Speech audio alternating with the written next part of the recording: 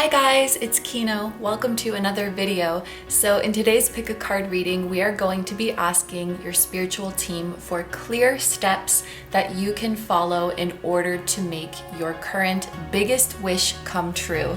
This is a topic that was suggested by the community over on Patreon, so I want to give a huge shout out to them. If you are a patron and you're watching this right now, thank you so much, as always, for your brilliant ideas. Originally, this topic was 3 clear steps to make your current biggest wish come true, but I often find that when I do this type of reading that has a specific number assigned to it, it tends to not really go that way, and our spiritual teams will just give us any and all advice we need, no matter how many pieces of advice that might be. So I am taking a bit of a liberty and I'm just saying clear steps, however many you might need. Feel free to choose any and all that you feel drawn to today. There may be pieces of advice for you regarding the same wish in multiple readings, or you could choose different groups for different wishes that you have. But as you can see, there are 4 readings for you to choose from today. And with each, we have a different color oracle card as well as a different crystal. So I'm going to show you each of your options up close one by one, and please pick whichever one or ones you feel drawn to. For number 1s, we have Tangerine Quartz and we have this red card. For number 2s, we have Fluorite and we have this yellow card. For number 3s, we have blue cat's eye and we have this blue card. And for number 4s, we have Azurite and Malachite and this green card. Okay, so as always, take all the time you need to pick. You can pause the video if you need to. I'm gonna go ahead and get started with number 1. Hi number 1s, so if you guys chose the Tangerine Quartz, as well as the red card, this is going to be a reading all about how to make your current biggest wish come true. These are the decks that we're going to be using today. For our tarot, we are going to be using the Apparition Tarot. And for our oracle deck, we're going to be using the Creative's Compass Oracle. And together, these 2 decks make the KINO Tarot Summer Bundle, which I have curated in collaboration with Tarot Stack. I think many of you are familiar with Tarot Stack, but just in case you aren't, they are an online shop that features a huge selection of indie tarot and oracle decks. I have been their longtime collaborator and I love what they do for our community. Not only do they feature a ton of amazing, beautiful, inspiring indie decks, but they also help indie creators create and publish and market their own decks. And this Creative Compass, in fact, is a Tarot Stack publication. And this one is so cool for me because I have been using this deck for a long time. It was actually kindly sent to me by the creator. And so to see the evolution of this deck and now for it to be published on Tarot Stack, it's so cool. Super happy for them. If you guys like this bundle after seeing it in action, I will have it linked down below. I will also have the individual decks linked. You can see every card in the deck on Tarot Stack's website, and you can also see my personal insights and tips for this bundle. And you can get 10% off using the code KINO. So if you want to check one or both of these decks out further, those links are going to be down below for you. But without further ado, let's get into your reading. We are going to start off with an energy check between you and your wish. And this energy check, it's less about what your wish is because that's going to be different for everyone, but we are checking the status of your wish. We are checking the progress and the energy surrounding your wish. So I'm going to pull a card here to represent you, here to represent your wish, and the card in the middle will represent the energy between, like what is standing between you and your wish, essentially. So if this sounds like what you have been experiencing, then keep watching. If not, you might want to try choosing a different group. And as I'm shuffling, just keep your wish very clear in your mind.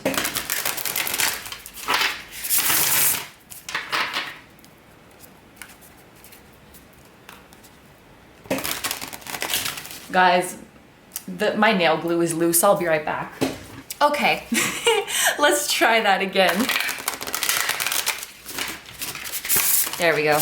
All right, group number ones, keep your wish clear in your mind. We are gonna start by pulling a card to represent your energy. And we have the Eight of Cups in reverse.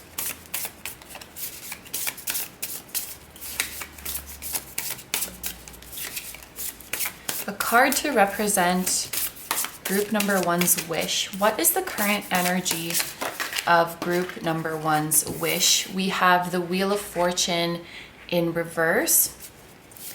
And what is a card to represent the energy in between group number one and their wish? We have the Knight of Swords in the upright. Interesting. And I'm just looking up at the camera and I see 555. 555. That means major change is coming for you guys. Now, let's start over here with your energy. You are represented by the Eight of Cups in reverse. And what came to me so clearly when I saw this card is that you guys are not giving up. I feel like this is a wish that is very close to your heart, and there's no way that you're going to give up on it or leave it behind. In the upright, I would read, or the Eight of Cups would be read as walking away, moving away from something. So in the reverse, I feel like you guys are really firmly planted in this desire and you're going to do what it takes. For some of you, this may be a wish that at one point you tried to walk away from, you tried to let go and move on from it, especially if it just wasn't really seeming like things were gonna happen. You maybe thought, and this is so important, I feel like you guys didn't walk away from it because you stopped wanting it. It was more of like, this just doesn't seem like it's gonna happen. Maybe I should move on. Like maybe the universe wants me to move on, or maybe it's better for me. But I feel like honestly you couldn't, or it just didn't work. It's like no matter if you tried to, your heart would keep bringing you back to this wish. I'm hearing it's not over. It's not over until you say it is. It's not over until you stop trying. And I really feel like you're not giving up. And I'm also honestly pretty happy to see the Wheel of Fortune in reverse here, because it shows me that at this stage, you realizing this wish, it is less about luck and divine intervention, and it has to do more with your sheer willpower and your action and your determination and how much you want it. And I honestly feel like this is something, even if all of the odds were against you, you would make it happen. With the Knight of Swords in the middle, what came to me first with this is that the energy is about to speed up for you guys, especially because we saw 555 when this card came out. I feel like this Knight of Swords is indicating that there is going to be some breakthrough in you making this wish come true. Things are about to start happening a lot faster. Blockages are going to be removed. Because you didn't give up, and also because you might have some epiphany or genius idea that is going to get things unstuck. Maybe you needed some time to step away from this and just rest your brain so that you could have the brilliant idea you needed to manifest it. Or maybe external factors are just changing and things are going to move a lot quicker now. With this globe here, and actually there's a globe here as well, if physical distance or physical separation has been an issue with you making this wish come true, the universe is now moving to close this gap, to put an end to any physical distance or physical separation that was in the way. But yeah, this is giving breakthrough energy. and your spiritual team is saying this was bound to happen. Like, with your determination and with your perseverance, it was bound to happen at some point. That's the message that I'm getting. So it's definitely good that you guys didn't give up. And I hope that this group, I hope that you can embrace your desire. I'll say it that way because I just feel this underlying energy for some of you of feeling like you should have moved on and then being like, oh my gosh, why can't I forget about this wish? Why can't I move on from this wish? And I truly feel it's because you're not supposed to. Like, it's not over yet. It's still in your heart. As long as it's in your heart, it's not over. And as long as you keep going, you haven't failed. Breakthrough is coming and acceleration is coming. With this Knight of Swords, answers are coming as well. The answers you need are coming. Communication is coming. Epiphanies, brilliant ideas are coming to get you unstuck. Okay? It may, I also want to say with the Wheel of Fortune in reverse, I feel like it's the moment when it seems that nothing is going your way, that you are actually on the verge of a breakthrough. When it might look on the surface like nothing is moving in your favor, that's actually when you're on the verge of a breakthrough. Okay, so, oh my gosh, and I just saw 1111, 555 and 1111. Let's get into the next part of the reading. I did want to mention though, with this Eight of Cups, this is Saturn and Pisces energy, and I feel like that could be a significant time frame for you guys. I don't know when you're watching this, but Saturn is going to be in the sign of Pisces until like early 2026, and it's 2023 now. So for some of you, the next 3 years are very important in your life. For those of you whose wish is more of a short-term thing, I do think it will be happening in less than a year, perhaps 8 to 10 months, could even be 8 to 10 weeks for some of you. Okay, so for the next part of the reading, we are going to take 3 more tarot cards, but this time we are going to clarify them with oracle cards. And this is going to be your advice, your steps for making this wish come true. I also just saw 1212.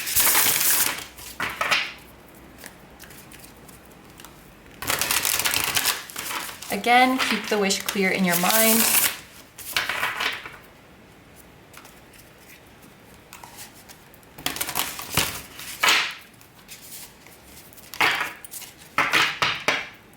I just had some cards fall into my lap while I was shuffling, which I do think is a sign. We often say, it just fell into my lap when we manifest something suddenly, unexpectedly, quickly.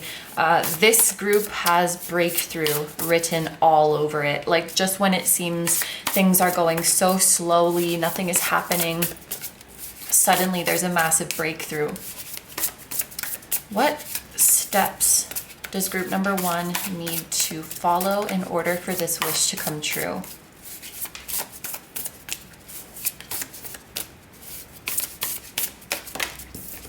We have the 9 of Swords, the 8 of Swords in reverse,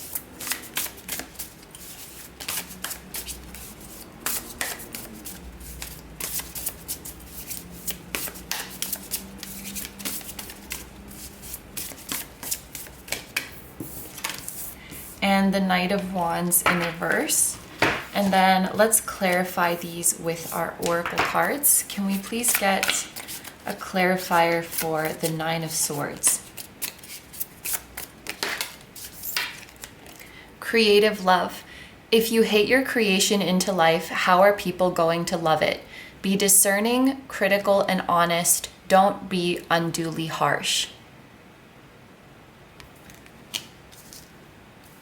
Very interesting.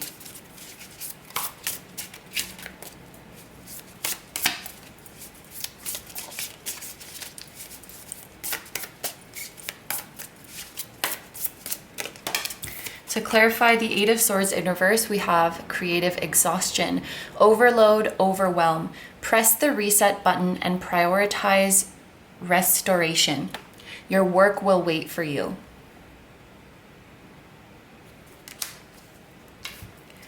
And then to clarify the Knight of Wands. Whoa, are these all green? Are these all the same? Wow. You guys, all of your cards are green. Very interesting.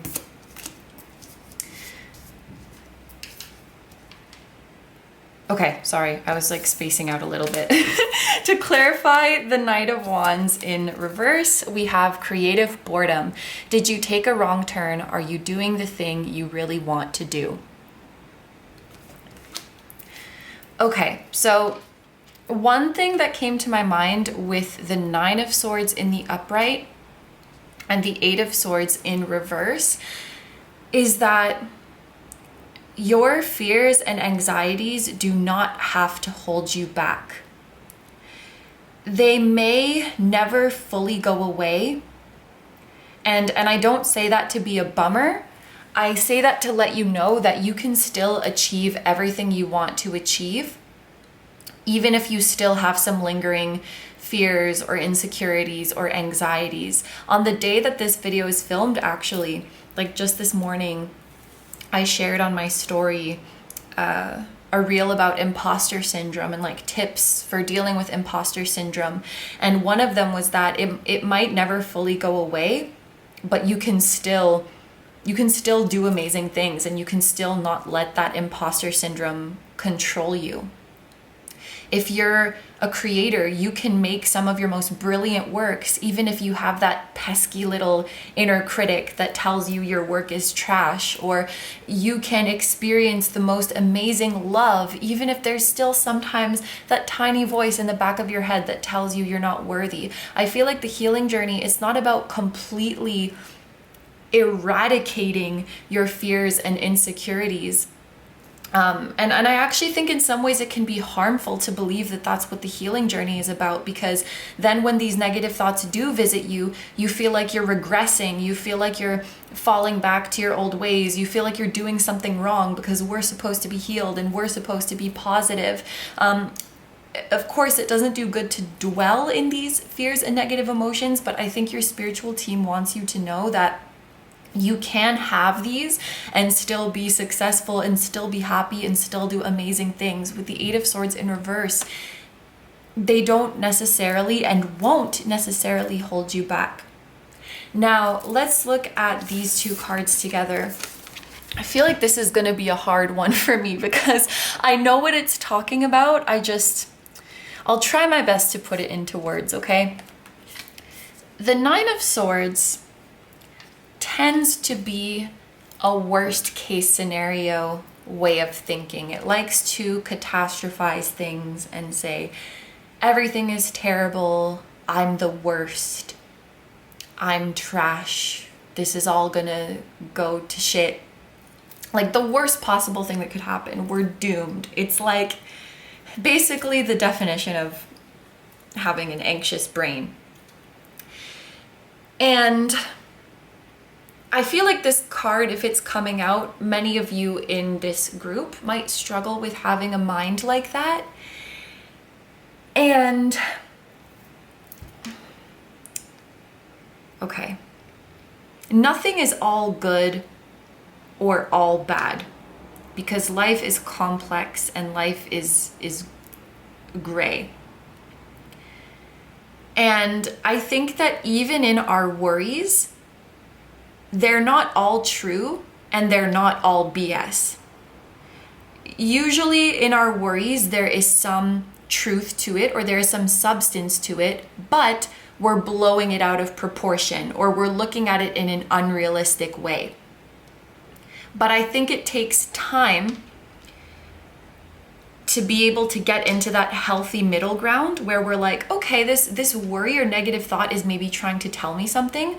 I don't need to listen to its judgmental tone.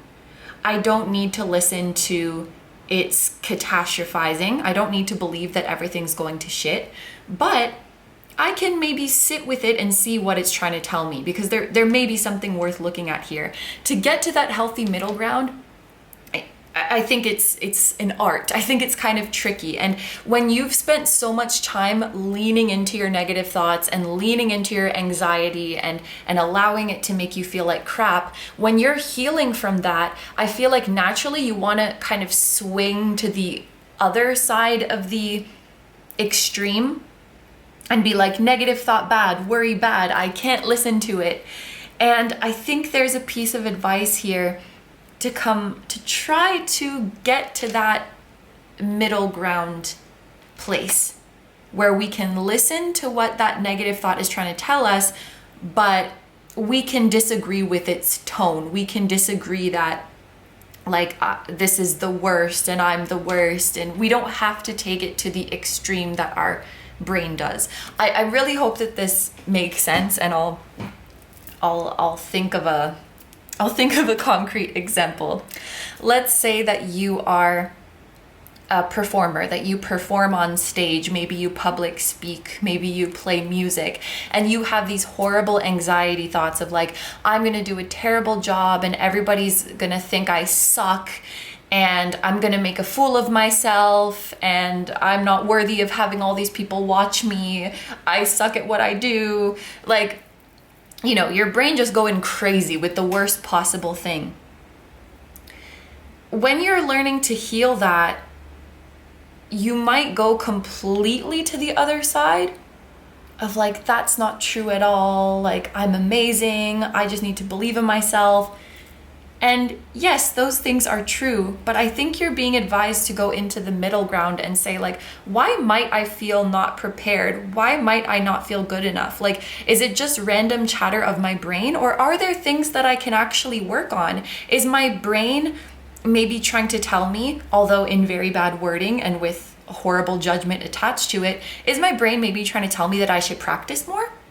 Is my brain maybe trying to tell me that I should tweak my script a little bit and it just doesn't know how to tell me in a constructive way? Like, is there maybe something that I can work with and something that I can improve on within this? I can even use myself as an example. Like, as a YouTuber, I often get negative comments that are very rudely worded, but if I was able to detach from my ego, I could see that maybe they do have some good advice for me. But, you know, when I'm trying to heal self-deprecation, I might swing the other way and be like, I'm not going to listen to that person at all. They don't know what they're talking about. I'm amazing. So the advice is about getting back to that middle ground. Like this card says, be discerning, critical, and honest. Don't be unduly harsh. So if there's voices in your head that tell you like, I'm not ready for this wish, I'm not gonna hold this wish in the way that it needs to be held, I'm not worthy of it, we don't want to lean into those harsh words, but we also don't want to completely run away from them, because if we sit with them and listen to them, we might find some amazing insights about how we can become more ready for this wish and how we can get better at securing the wish once it comes, and how we can get, you know, better at what we do and be a better version of ourselves. It's like your brain is trying to help. It's just, it picks very bad wording, or it goes too extreme with it, and it's just kind of mean to you sometimes for no reason. But there is love in there, because it is trying to protect you. It's trying to bring light to something. I hope that makes sense. Another thing, and this came up in a reading that I did recently, is like, try to see if you can find the love on the other side of the fear. You know, if, like, for example, if you're saying, I'm afraid that this person is mad at me, what's really at the root of that is a love for connection and a love for closeness, or maybe even a love for that person, wanting them to be happy. I even thought recently, I don't know if this is true, it's just a thought that popped into my head, maybe the difference between a valid fear and an irrational fear is like if there is that love on the other side. Why do I have this fear? What do I love and what do I want to protect that makes me have this fear? And if there is something on the other side like that, focus on that love, because that will make facing the fear worth it. So, moving on now, we have the Eight of Swords in reverse, and we have creative exhaustion. Overload, overwhelm, press the reset button and prioritize restoration. Your work will wait for you. I believe the Eight of Swords is Jupiter in Gemini, I want to say, which leads me to believe that, yeah, this is a group that has quite an overactive mind. And so there is a piece of advice in making this wish come true to adopt more practices in your life of calming your mind. And this goes back to that Knight of Swords, to you guys having a breakthrough, having an epiphany, having a brilliant idea that is going to help this wish come true. I feel like it's not going to come to you when you're mulling everything over and thinking about a million different things that you could do and thinking about all the outcomes. Like, I could do action A and then the outcome might be this, or this, or I can do action B and then this, and this might happen. And what if this thing happens? It's like the solution won't come when you are thinking like that, when you are over analyzing everything. I think it will come at a time where your mind is at rest. It will come at a time where you let go. And I think that something this group needs to hear as well is that letting go is not the same thing as giving up. I'm thinking of the song. There's something about that. You want to let go. It's I Remember by Cascade and Deadmau5, I think. Oh my gosh. This is bad. I used to listen to that song ages ago when I was a teenager, but it's a good song. Anyway, yeah, letting go doesn't mean giving up. In fact, in this case, letting go means that you are committed to making your wish come true, but you recognize that not all of it has to be under your tight grip or under your control, that you can let go and allow your spiritual team to come in to help you. You're letting go mentally. You're not letting go like in your heart. And maybe you have felt like, if I stop analyzing this situation, if I stop searching for solutions, if I stop speculating about the outcomes and what could happen and what could go wrong, maybe there's a part of you that feels like you're giving up if you stop doing that. If you stop exhausting your brain about this thing, then you're giving up. And that's just not the case. Letting go is the best thing you can do right now. That will be a sign of your commitment to this wish. Because I feel like with you guys, like, your brain is so active and your brain tends to worry, and worrying might be something that comes naturally to you. First of all, because our brains have a negativity bias, so there's no judgment there. But it might just be something that you have been conditioned to do. And there's something about going against what your brain naturally wants to do because you trust in your spiritual team so much, or you trust in the universe's plan so much. I feel like letting go, like, to cease thinking about and analyzing this thing, it might even feel scary. Worrying about it may make me feel bad, but at least it gives me some sense of like, this situation is in my control. And so there's a piece of advice here to let go. I think your brain is tired and it's not helping this breakthrough to come. Distancing yourself, at least mentally, from the situation, I think will be very helpful. It will help things to accelerate. And I do want to mention as well, like, all of these are fast moving cards. So it really does seem like things are happening quickly for you guys. We have like 8, 9, 10, 8 again. It's like 8 to 10 months, 8 to 10 weeks. Some of you guys might even be like hearing some news in 8 to 10 days, depending on what your wish is, you know? Well, finally, we have the Knight of Wands in reverse, and we have creative boredom. Did you take a wrong turn? Are you doing the thing you really want to do? There is also a piece of advice. There's a couple things here. There's a few things here. One of them is to follow your fun and follow your joy. You, at no point in this journey, will you have to do things that feel soul crushing and like monotonous and horribly boring to make this wish come true. You will know that you are on the right path when you feel inspired, when you feel jovial, when you feel lit up, when you feel physically energized. If you are feeling that way, that is a sign that you're on the right path. Because that's how you want to feel when you get to your destination. You know, if you follow a trail of fun, it's going to lead you to fun. If you follow a trail of boredom, it's going to lead you to boredom. It's like you can't do boring things and expect it to lead you to a fun place.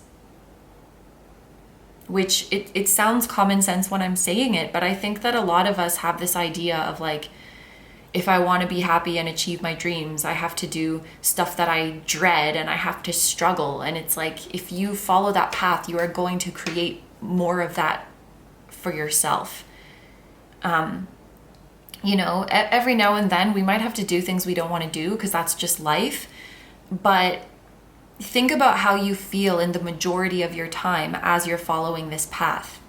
You want to be on a path that makes you feel good, that is fun to you, that's inspiring to you. And if a certain method or approach to achieving your wish does not make you feel like that, then it's not the right path. There's also, like, I'm just looking at the car and the plane on this card and how it's in the reverse. I think some of you guys need to hear that moving or relocating will not solve your problems. I'm not saying don't move or relocate. Like, I'm literally someone who has relocated to another country.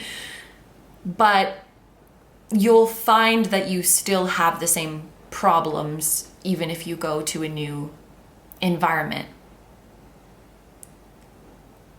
If you're considering moving or relocating, this might also be a sign, like, make sure that your reason for relocating is because something about that new place really, really excites you. You really love it. And you're not just relocating because you're like, I hate it here.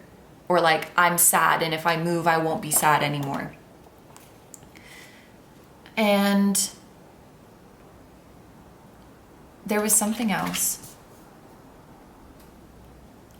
If you guys are, if you're feeling like a lack of zest for life or a lack of creativity or a lack of inspiration, I honestly think your brain is tired. It's like anxiety or overthinking has maybe fried your brain. And I feel kind of emotional when I'm talking about this, if this is something you're going through. Oh my gosh, I'm not me tearing up. It's really hard. Sometimes it's like, brain, what are you doing? I think your brain is tired, and the word like fried is coming, like the circuits are fried.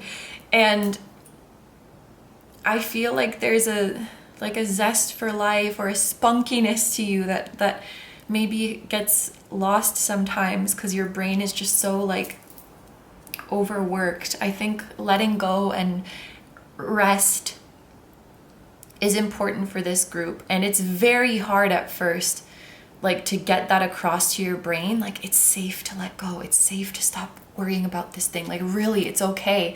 I think it takes some time for your brain to get that, but with internal and external practices, it is possible.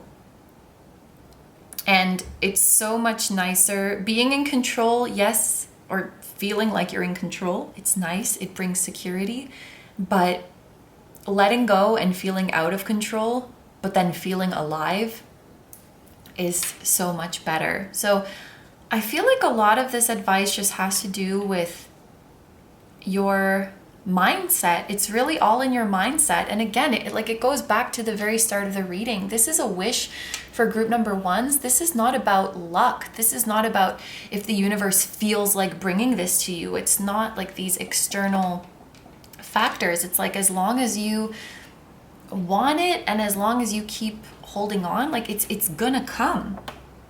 It just is. So a lot of this advice is just about being in a calm place, allowing yourself to be in a calm place and a peaceful place as this wish makes its way to you. Oh wow, I wasn't expecting to get emotional, but I feel for this group. Green could be a lucky color for you guys. Green crystals, green clothing, as well as orange. These are the colors of the sacral chakra and the heart chakra. So I think your spiritual team just really wants you to reconnect to your passion, to what lights you up, to what you love.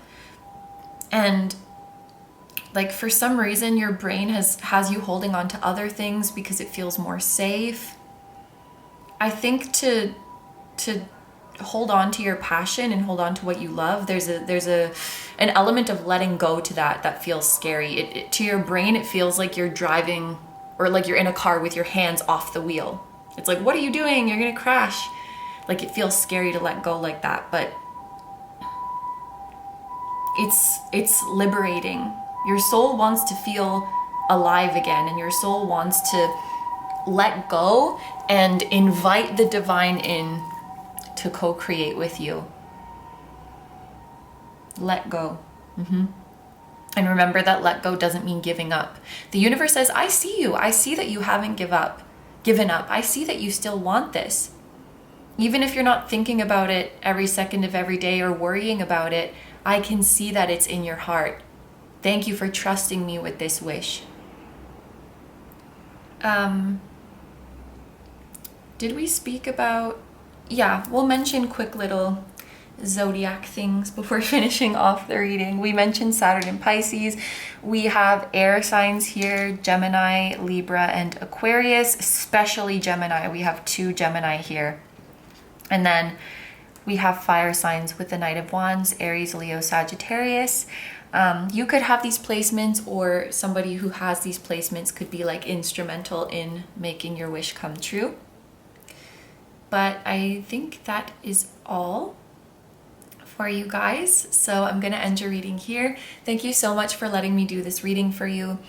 And once again, thank you so much to Tarot Stack for allowing me to be your collaborator.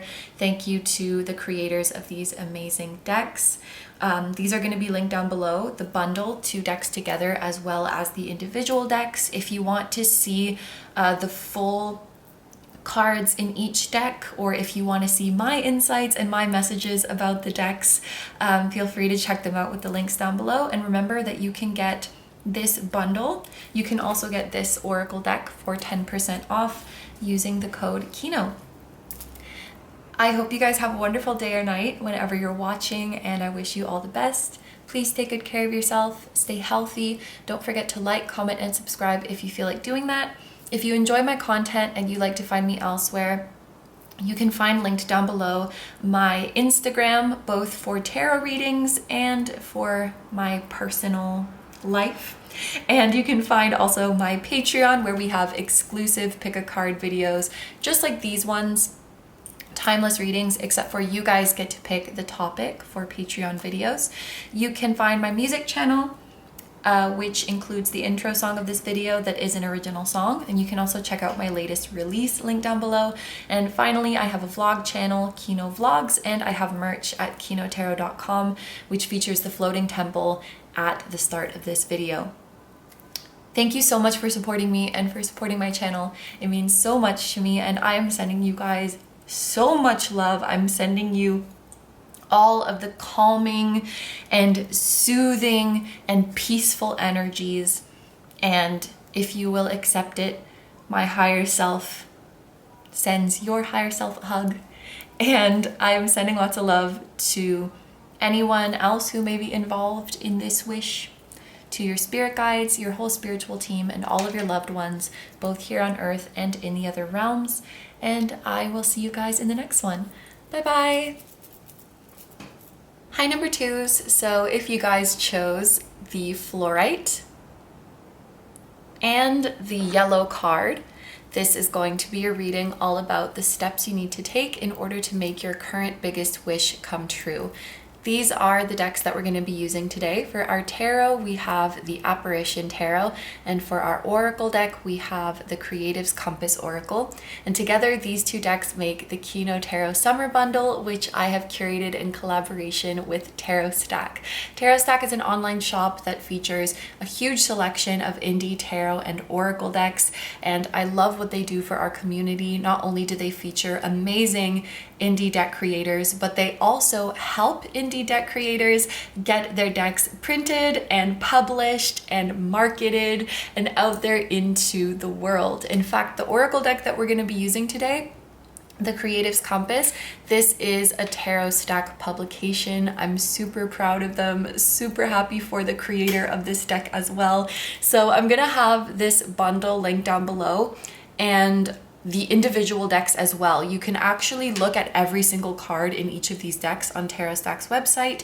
So if you feel like you might resonate with one of these decks or the whole bundle, you can check out the links down below and you can get a discount, 10% off using the code KINO. So without further ado, let's get into your reading. We're gonna start off with an energy check between you and your wish. And this is not really about what your wish is, it's more so taking a look at the status of your wish, the energies surrounding your wish, and things like that. So we're gonna pull one card to represent you, one card to represent your wish, and then a card in the middle to represent the energy that is flowing between the two of you right now, between you and your wish. So as I'm shuffling, keep your wish very clear in your mind.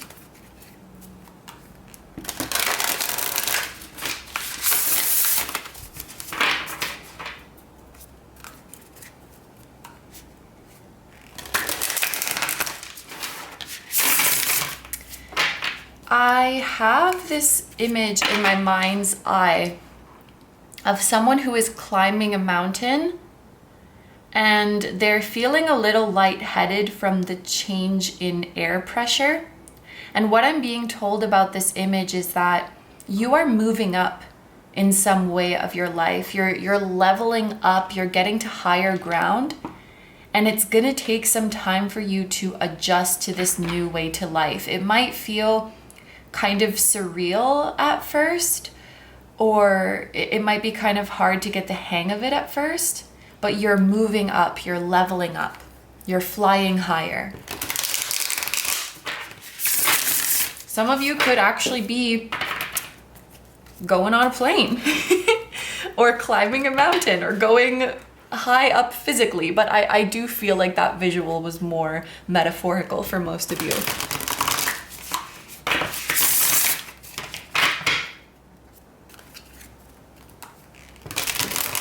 As you're moving up, you feel more pressure because it's out of your comfort zone, or more pressure due to more responsibilities.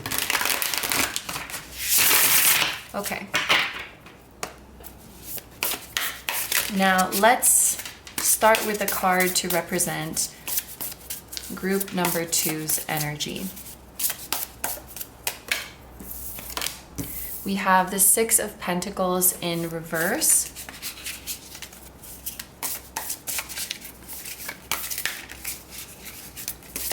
A card to represent group number two's wish. We have the Seven of Wands in the upright.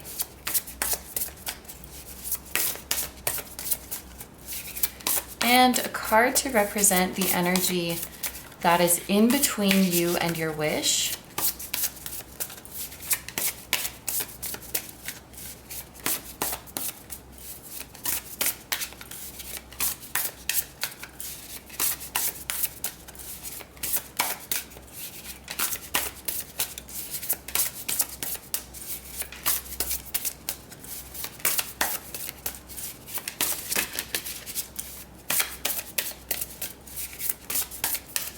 interesting. This is taking some time. So this might be a wish that requires patience, or a wish that plays out in the long term. It involves your long-term future.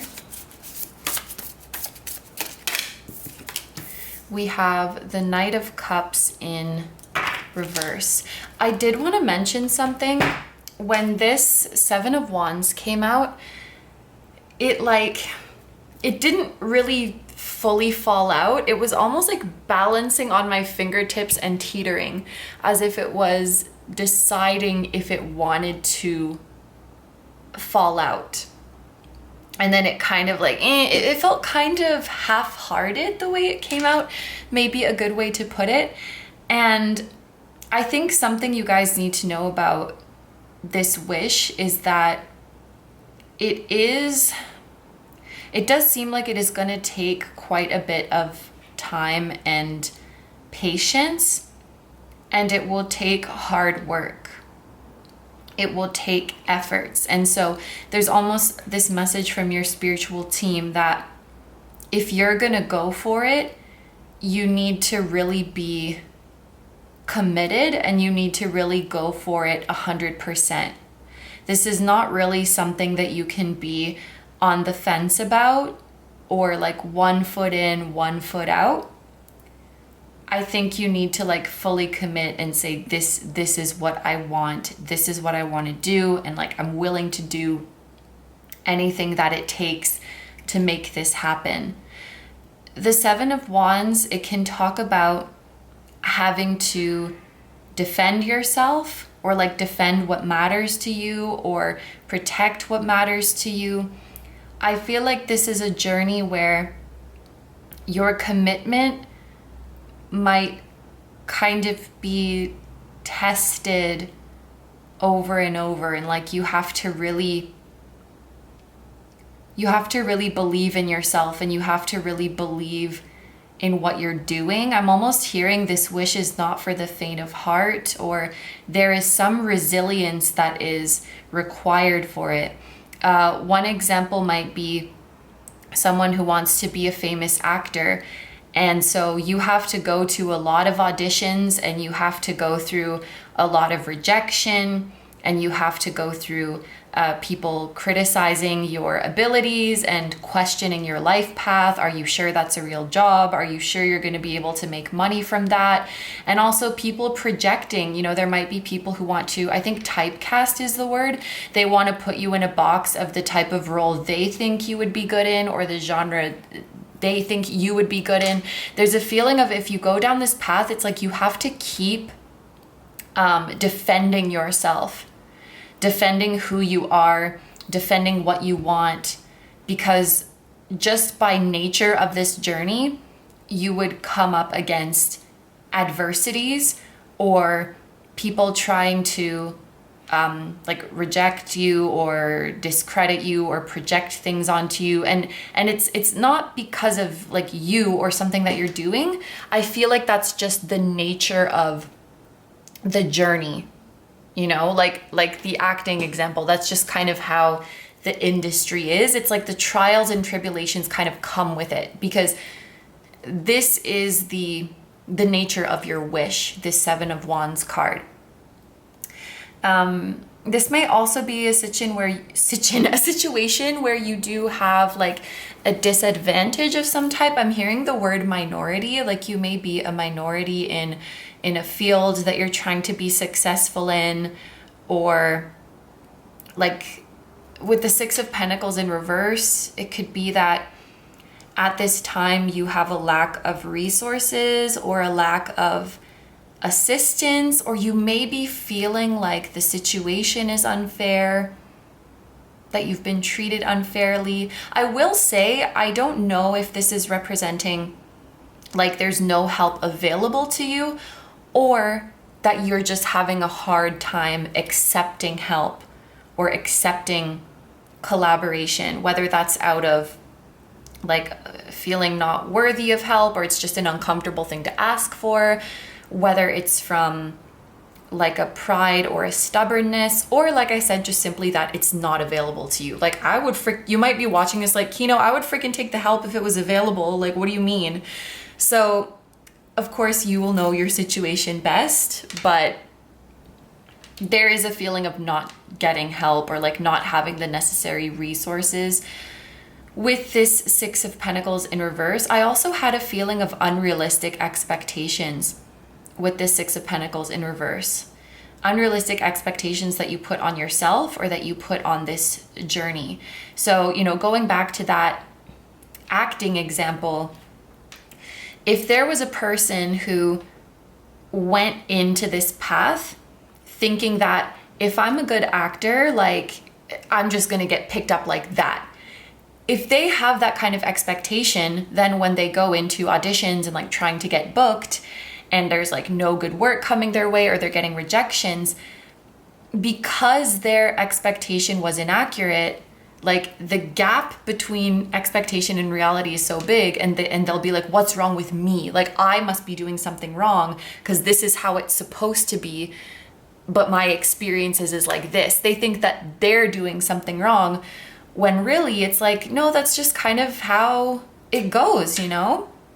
It's just kind of how it is. Even like with dating, I feel like you go on dates with a lot of people that you just don't really click with them, or they're not like emotionally available. And I feel like your spiritual team is kind of saying, if you go into this journey with the expectation that like, yeah, it's gonna be like that, it might actually make it a bit easier, because you don't take it personally, or like you don't think that there's something wrong with you or that you must be doing it wrong. And there may be people who it looks like they got what you want easily, but there's probably a lot more to their story that you don't see, or they are lying, or they had an unfair advantage. And it's just like, you know, like how I'm just using this actor example a lot because it's easy, but of course this can be any situation. You know, you might look at someone else and say, it was so easy for them. Like, why can't I do it like them? Am I not as good of an actor as they are? And, you know, maybe their like dad has connections, you know, they were born into the right family, or maybe their family has a ton of money. Like you don't know the unfair advantages that other people could have behind the scenes, or they maybe went through hell to get to where they are and they just don't show that. I feel like expecting and recognizing that this journey was not meant to be easy, that could actually take a lot of pressure off of you, because it removes that feeling of like, if I were doing it right, if I was good at this, then it would be easier. Your spiritual team is like, no, that you just like, this is a difficult path, and like, you're freaking badass for choosing this path. With the Knight of Cups in reverse, it does feel like a loss of morale, I think is the word. A loss of love for something that deep down you really, really do love.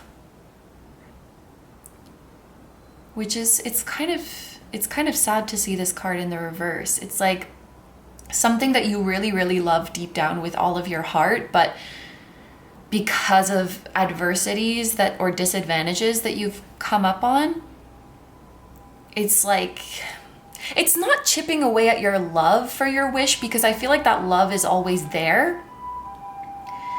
It just feels like tiring right now. It feels like you've been put up against a lot of tests. So if this feels like your energy, if it feels like your relationship to your wish, then keep watching. If not, you might want to try choosing a different group. But we're going to move into the next part of the reading now, which is the clear steps that you can take to make this wish come true. And so for this part, we're going to pull another 3 tarot cards, but we're also going to pull clarifying oracle cards.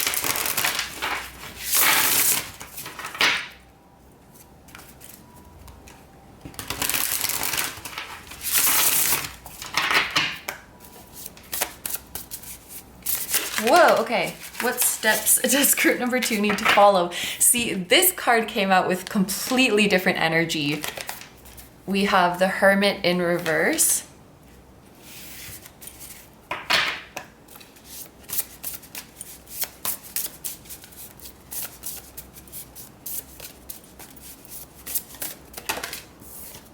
We have the Four of Wands in reverse. And the Ten of Wands in reverse. And then we're gonna get clarifiers for each of these.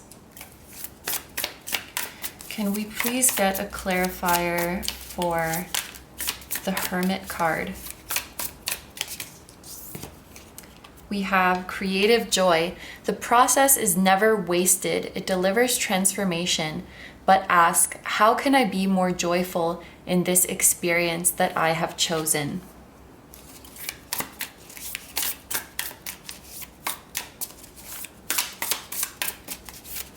Can we please get an oracle card to clarify the Four of Wands? We have creative alchemy. The unknown meets the practical, real-world skills and knowledge. Throw in luck and devotion to authentic creations. And then finally,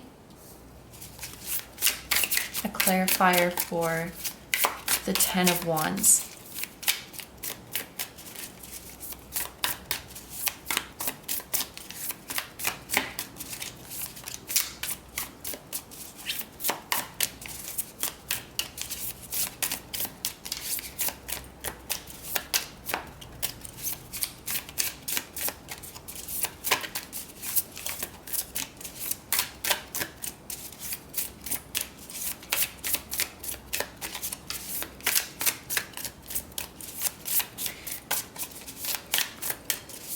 Interesting how this has happened twice in your group, like that it's taking quite some time for a card to come out. I really do think that patience is super important for this group.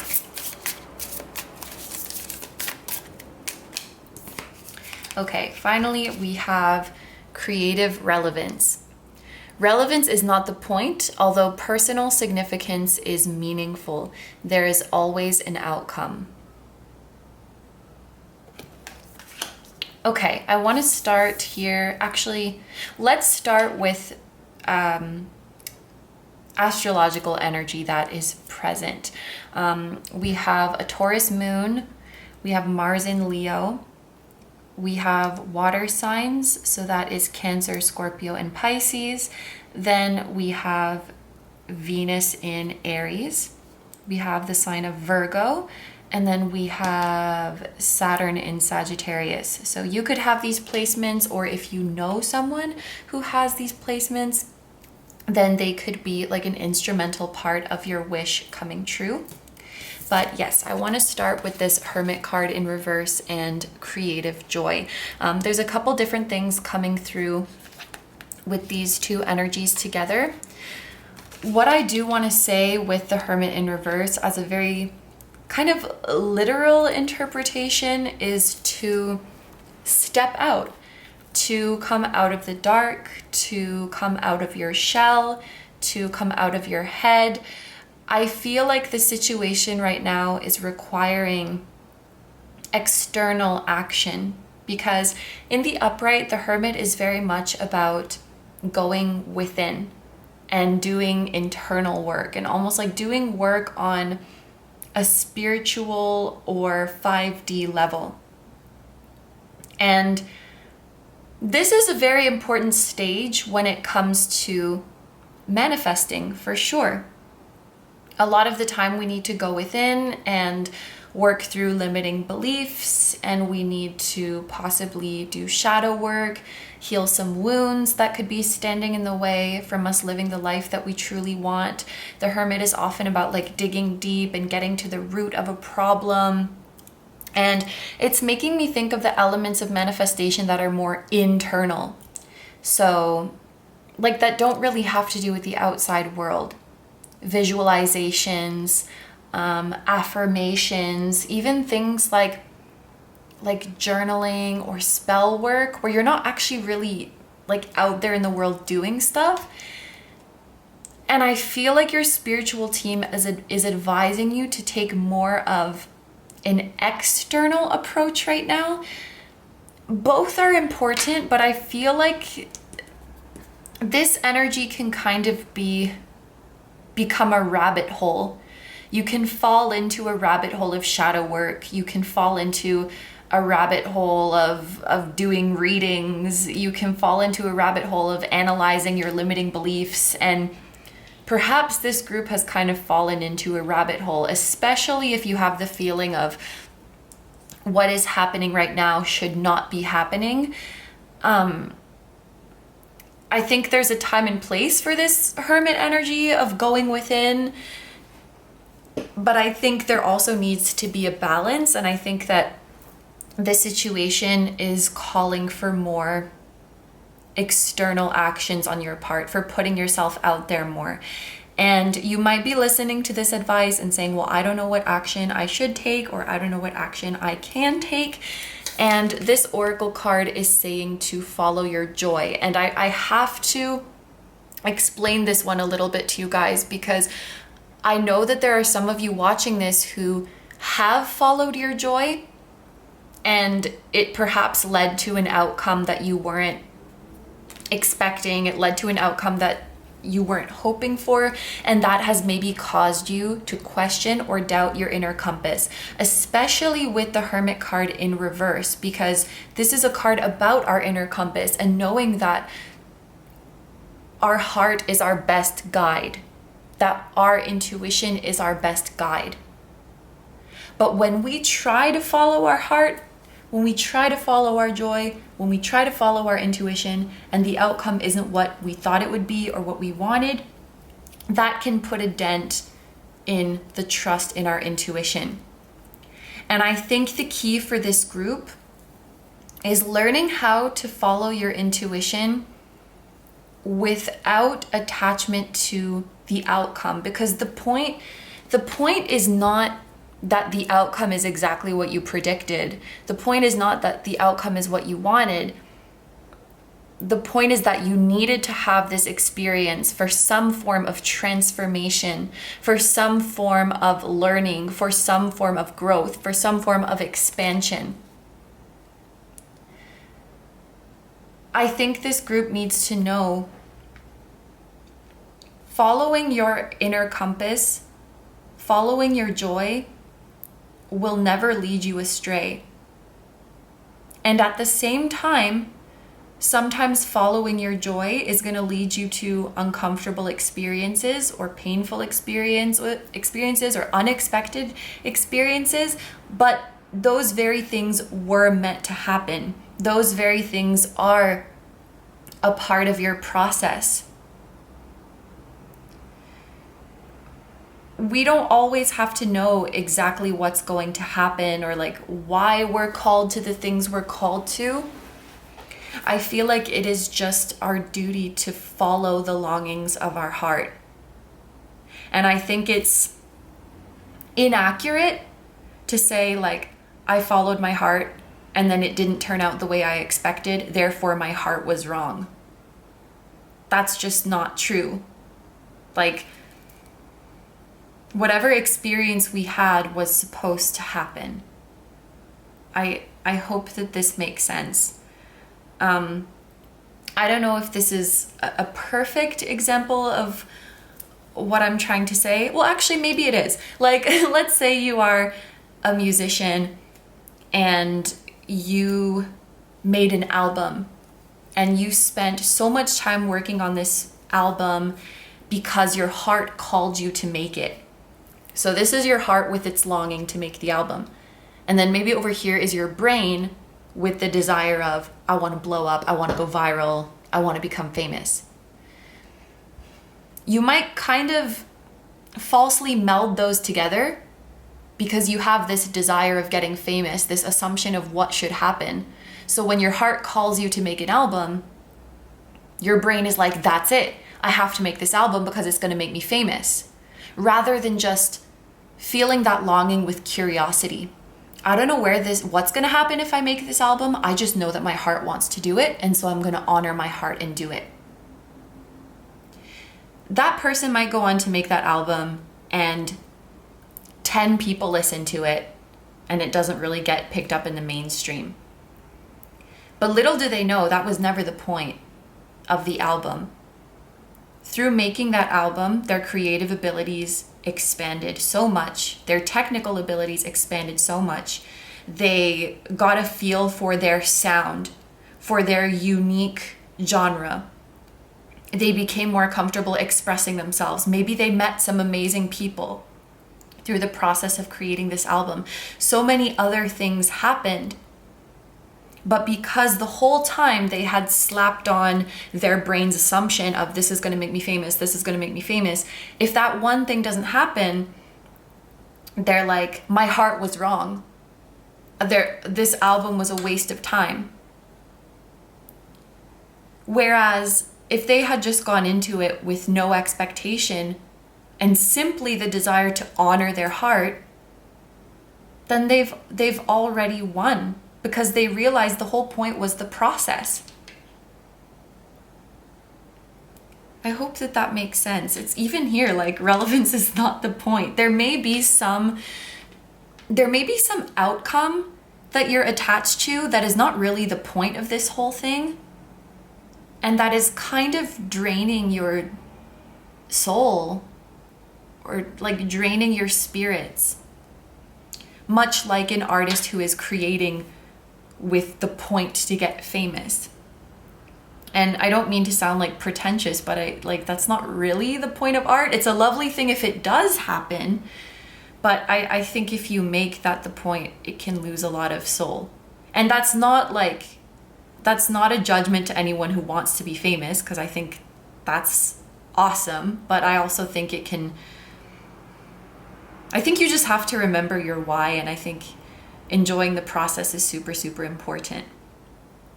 And not getting so caught up in figuring out like why my heart wants this, and more just being like, okay, heart, I hear you.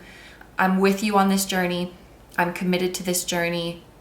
And I will let you show me where you want to go and like where this journey is going to take me. As long as you follow your joy, you're good, because when you embody your joy, and I want to say when you emit the vibration of your joy, you're going to naturally attract people in situations that emit that same vibration, that just bring that joy right back to you. I just heard that, and this is maybe for a few of you, it's like you're worried about impressing people that you don't even like, or impressing people that you wouldn't even like if you met them in real life. Interesting. Yeah, some of you like are kind of disconnected from the vibration of your true soul family right now, because it's like you're kind of trying to fit into a different box, which there's no shame in that, because we can always learn from that and we can always redirect. But I think when you are really vibrating in the frequency of your joy and of your soul tribe, you'll be a lot less tired. Life will just feel like a lot less stressful and a lot less of a burden. Your natural vibration it will come effortlessly. Let's look at these two together. We have the Four of Wands in reverse, and we have creative alchemy. The unknown meets the practical, real world skills and knowledge. Throw in luck and devotion to authentic creations. The Four of Wands, it's a card about joy, contentment, being in alignment with your purpose, with wish fulfillment. Some of you guys may also have a divine counterpart that your soul is looking for. I feel like with this group, there's like a fear of being wrong, or a fear of being on the wrong path.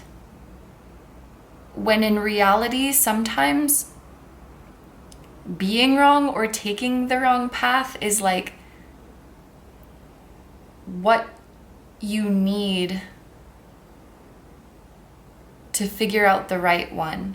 And I'm actually picturing someone trying on wedding dresses, which is very interesting. The Four of Wands can actually also be about marriage and weddings, but I'm just seeing someone picking out a wedding dress, and they're like, what if this isn't the one? Like, what if this dress isn't the one? What if this dress doesn't look good on me?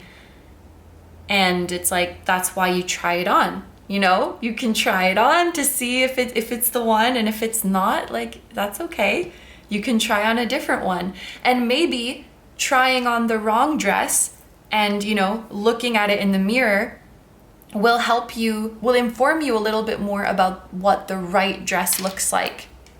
Because when you look at yourself in the wrong dress, you see like, okay, this part looks a little bit weird. I don't like that, so we need to do something different. I think the poofy skirt look, it doesn't look good on me. Now that I'm trying it on, I see that I don't like it. So we're gonna go for a sleek, like a more form-fitting skirt. Like sometimes you have to do the thing to realize that it's not the right thing, and that's gonna make you even more wiser and inform you what the right path is. And I feel like with this group, there's kind of a fear of like doing the wrong thing or being wrong or going off the wrong path. Sometimes you even have to like go against your intuition, and then that feeling that something's wrong informs you more what it does feel like when you're in alignment with your intuition. Maybe going on the wrong path will give you a lot of information about, okay, I know that I can't do this. I know that I don't like this. These words like transformation, alchemy. I think a piece of advice for this group is recognizing every experience you have as valuable, as another piece of the puzzle that you need to transform your experiences into your desired reality, into something beautiful. There's even, I just got the Wisdom Within deck by Dark Moon Crystals, beautiful deck. And one of the cards in it says, avoiding unhappiness is not the key to happiness. And I feel like this group is avoiding unhappiness because on some level, like if you go after something and it leads to unhappiness, you'll feel like I was wrong. My intuition was wrong. Like this was not the right path for me. And it's not so simple. Sometimes the right path does have hard times. Sometimes the right path does have discomfort. It's like we're being sculpted into our ideal version. And that's not going to happen if everything is like smooth sailing and we never get challenged. So don't be afraid of being on the wrong path, because sometimes even being on the wrong path is a valuable experience and actually part of the right path, if that makes sense. It informs more and more your inner compass. Your inner compass also needs information about what is not for it so that it can be even more accurate. And remember that you can always redirect. I feel like maybe recently we've gone down a path that is just a little bit inauthentic. Maybe we're trying to please other people. Maybe we're trying to fix an outcome that doesn't need to be fixed. We're trying to move something in a different direction, when in reality, the present experience is exactly what we need. And because of that energy of like trying to force things a different way, we maybe have slipped into a path that is a bit inauthentic. And I'm hearing that is a different vibration than that of your soul family and that of your divine counterpart. So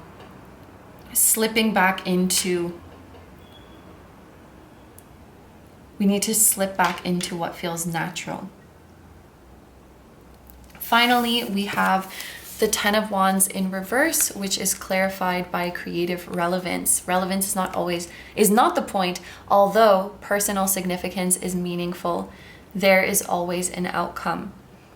I think this is about focusing more on what is meaningful to you and what you can be proud of, rather than what other people would like, what other people would expect of you, what would please other people. The Ten of Wands in the upright, we often see someone who is just taking all of this burden onto themselves, carrying a burden that they don't need to carry and exhausting themselves. And I often see the Ten of Wands come up in like one-sided situations where we're doing so much to appease other people, to make other people like us, to make things comfortable and convenient for other people, or to even do other people's healing work and other people's emotional work, like just taking on too much and kind of losing. I even heard this recently: don't be afraid of losing other people, be afraid of losing yourself. That is much scarier. We might need to, this could be a general thing of like getting over people pleasing, but there could also be some specific people that we need to start saying no to. Like, no, sorry, I'm not going to help you this time. Sorry, I can't go. Sorry, I can't talk right now. Like, if there's specific people who feel very entitled to your time and entitled to your emotional support, we might have to start saying no to them, because I feel like there's just like various things that are eating away at you. And I think that your spiritual team and your higher self really wants to see you reclaim your energy.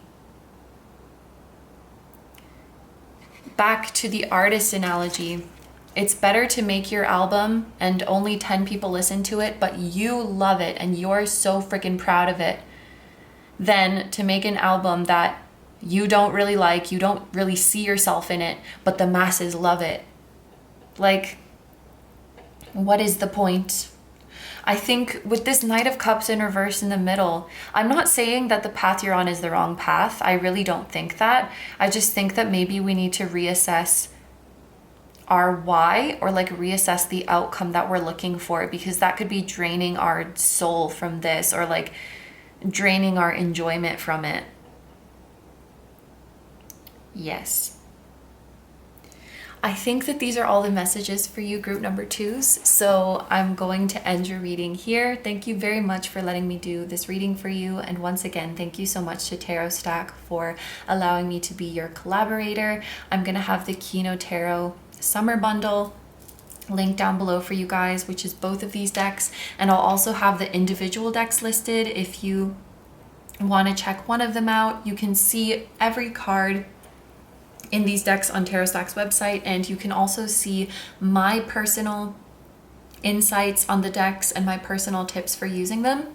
So if you're interested and you want to take a deeper look at the decks, they will be linked down below. And remember that you can get 10% off using the code KINO. I hope you guys have a wonderful day or night whenever you're watching, and I wish you all the best. Please take good care of yourself, stay healthy. Don't forget to like, comment, and subscribe if you feel like doing that. If you enjoy my content and you'd like to find me elsewhere, I will have linked down below my Instagrams, both for tarot readings and personal stuff. My Patreon, which has exclusive videos just like these. They are timeless, except for you guys get to choose the topic for Patreon videos. I'll also link my music channel, which includes the intro song of this video. That is an original song. You can also check out my latest release, link down below. And finally, I have a vlog channel, KINO Vlogs, and I have merch at kinotarot.com, which features the floating temple that was at the start of this video. Thank you guys so much for supporting me and for supporting my channel. It truly means so much to me, and just thank you for being here.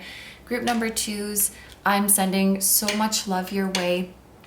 I'm sending lots of love to anyone who might be a part of this wish, anyone who might be involved. And I'm also sending love to your higher self, your spirit guides, your whole spiritual team, and all of your loved ones, both here on earth and in the other realms. And I will see you guys in the next one. Bye-bye. Hi number 3s, so if you guys chose the blue cat's eye and the blue card, this is going to be a reading all about the steps you need to take in order to make your current biggest wish come true. These are the decks that we're going to be using today. For our tarot, we have the Apparition Tarot, and for our oracle deck, we have the Creative's Compass Oracle. And together, these two decks make the KINO Tarot Summer Bundle, which I've curated in collaboration with Tarot Stack. For those of you who are not familiar with Tarot Stack already, they are an online shop that has a huge selection of indie tarot and oracle decks. I love what Tarot Stack does for our community. Not only do they provide us with an amazing selection of beautiful decks by independent creators, but they also help creators get their decks published and printed and marketed and out there into the world. In fact, this oracle deck that we're going to be using today, the Creative's Compass, is a tarot stack publication. I'm super, super proud of the creator for how their deck has evolved, and now it is available on Tarot Stack. I'm super happy for both of them for this collaboration.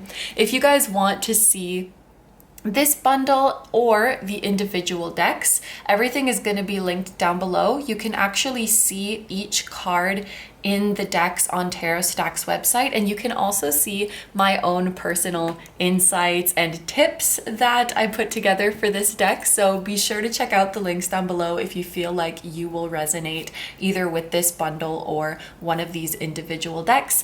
And you can get a 10% discount off the bundle using the code KINO. So without further ado, let's get into your reading. We're gonna start off with an energy check. And this is less about like what your wish is, but it's to check the energies that are currently surrounding your wish. Almost like the status of your wish and how things are currently flowing.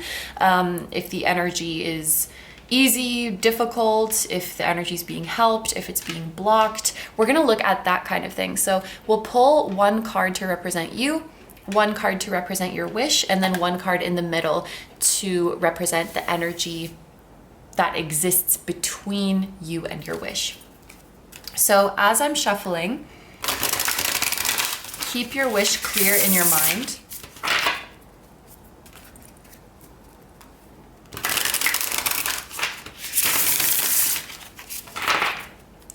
I will say this deck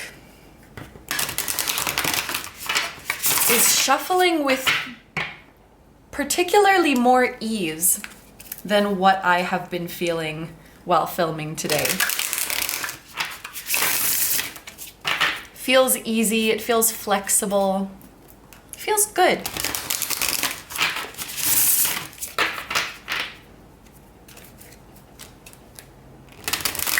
I would say that this group, you likely have a pretty healthy outlook towards the wish that you're asking about and just towards your wishes in general.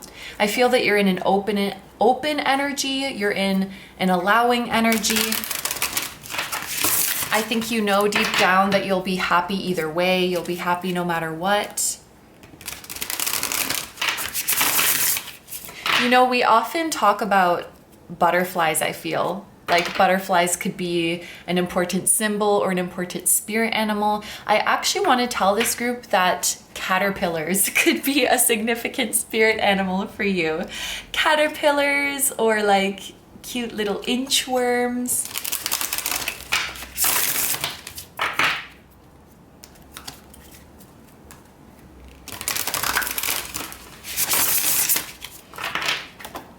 Okay.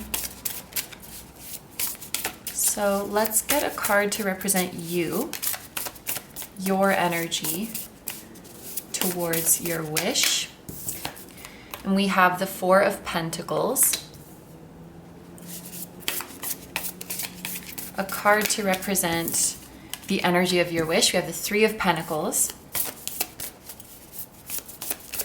and to represent the energy in between the two of you. Woo!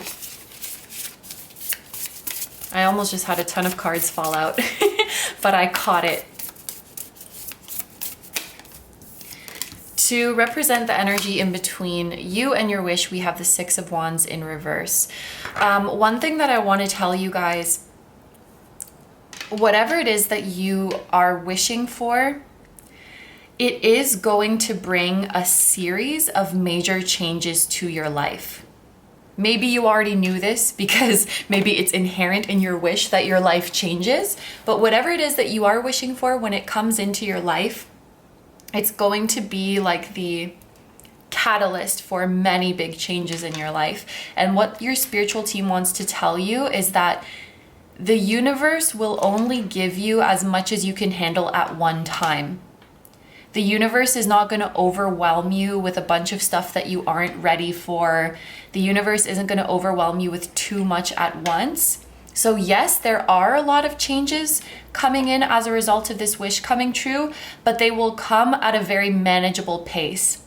It will come little by little over a long period. Was there something else I wanted to say? Oh no. Anyway, you guys know the drill. Sometimes I forget what I was gonna say, but if it's an important message, it will come back. I also want to tell you guys that something will be created as a result of this wish coming true. There's people collaborating and working together to create something. Again, you might already know that because it's like inherent in your wish to like collaborate with someone or to create something. But regardless of what your wish is, I do see that that is an outcome. So for example, maybe your wish is actually just to get into a relationship. And that wish will come true, but then as a result of you getting into this relationship, maybe you and your partner start a business together. So something being birthed, something being created is one of the byproducts of this wish coming true. Maybe your wish is to get married, and then at your wedding, a bunch of your friends like get to know each other, and then they collaborate on a project together. It's like that is one of the byproducts, which is really cool. And there is a creation that itself wants to be birthed into this world, and it has chosen you. It has chosen you to be the vessel, or it has chosen you to be the facilitator, because it feels like being born through you or being born through someone involved in this wish, it will be expressed in the best way. Very interesting. Now, with you coming through as the Four of Pentacles, I want to tell you guys that whatever you're wishing for, you are very much on the right path. Like, you're on the right path to making it come true, but also you even having this wish in the first place, it just shows how in alignment you are with the wishes of your soul and your higher self. The Four of Pentacles makes me think of being safe, protected, on the right path. It also makes me think of having a lot of angelic protection, and we do even have an angel here. It's like there's angels who are blessing this wish, who are blessing the realization of this wish, and they are protecting you as you continue on your path. There may have been a point on your journey where you were a little bit overly attached to this wish, although I don't really sense that from you right now. This may kind of be a past energy, something that you dealt with before, but now you are able to have a very healthy outlook towards this wish. I just heard you're giving your wish room to breathe, which is very good. Your wish is like a fire, and you're giving it space. You're giving it oxygen so that it can grow naturally. One piece of advice that's coming up to make this wish come true is like to not hold on to material things so much, or money so much, or to not be afraid of losing material things, or to not be afraid of using or spending your money. There's something about you having resources that could really, really help you, but you might be afraid to use them, but that's why they're there. This is a very silly example, but there's this mobile game that I'm obsessed with, and you have like boosters that you can use to help you beat levels, and then you have like gems that you can use to buy boosters. And I'm always so afraid of using them because I'm afraid of running out of them, but it's like there's only one use for those boosters. It's to use them in the levels. Like, what's the point of having them if you're not going to use them? And so some of you need this advice of like, don't be afraid of spending stuff or investing stuff or using stuff to get to where you want to go. Because the Four of Pentacles, it can sometimes indicate a little bit of a hoardy energy, a little bit of a holding on too tightly energy.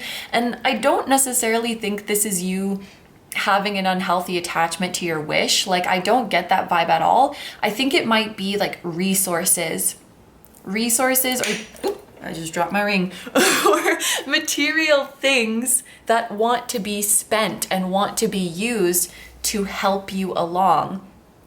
Think of it as an investment. Think of it fulfilling its purpose. Imagine money has a consciousness and a purpose, and it wants to be used to help you. It wants to be used to help the world. It doesn't want to just sit there. The same way like a deck of tarot cards doesn't want to just sit there. It wants to be used. It wants to be shuffled through. There's resources that you have, and like use them. They want to be used. This could also be like talents of yours. With the Six of Wands in reverse, we might have a group who is a little bit too humble, honestly. A little bit too modest when it comes to your talents and your gifts. This could be speaking up more about your gifts, or showing them off more, or using them more. Because you're doing a disservice to yourself and to others when you hide them away. There's a piece of advice to be more vocal and to be more showy about your gifts, and also just about your best features, even if it's like a physical feature. Don't hide it away. Really let your light shine. With the Six of Wands in reverse in the middle, there's a feeling of shyness that exists here, like between you and your wish. It's like you might be a little bit shy when it comes to getting close to your wish, or your wish could be feeling a bit shy. I don't know if your wish is a person or has people or not, but there's a feeling of it being shy. I think that you're not necessarily after recognition or after other people's approval in realizing this wish, but I do think it's something that will come, you know? For example, like if your wish is to become successful in a certain career or creative path, like I feel like you don't really care about the approval or validation of others, or it's not the biggest priority. It's just something that will naturally happen. Or even in the case if this is a relationship, you might not really care if others approve of your relationship, or you might not care about showing off your relationship to the world, but something that will just naturally happen is people looking at what you've done and looking at what you have and admiring you in a good way. But it might actually be something that makes you feel awkward and that you kind of have to get used to. There could be some uncomfortable or awkward or even unwanted attention that comes as a result of you making this wish come true. And as for your wishes energy, it's basically saying to you, like, I'm ready when you are.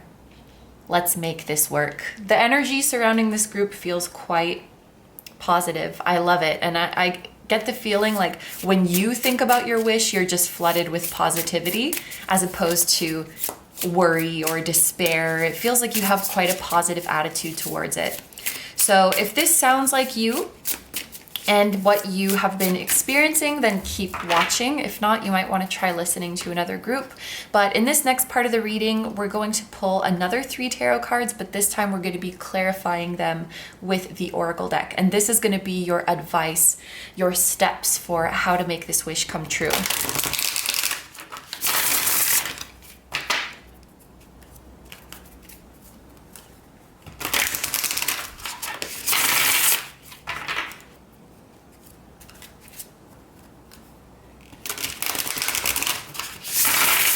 There's also a piece of advice to stop counting things. I'm just looking at this hand going over the coins. To stop counting every cent, to stop counting views, to stop counting how many minutes it takes for someone to respond, to stop counting calories, whatever it might be. Like, counting these little individual things is not super helpful at this time. Or there is a different or better way to measure your success. If you guys are counting something or adding something up to measure your success, I think your spiritual team is saying this is not exactly the best standard.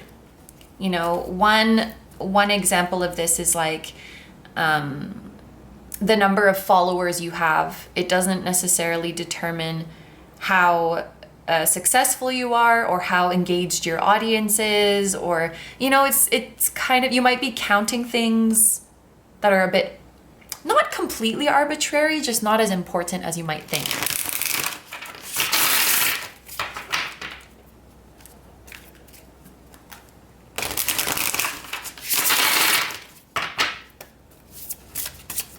Okay, what steps does group number 3 need to follow in order to make their wish come true? It happened again where a bunch of cards almost fell out. I think your spiritual team is excited for you and they're very proud of you. What steps should group number 3 follow?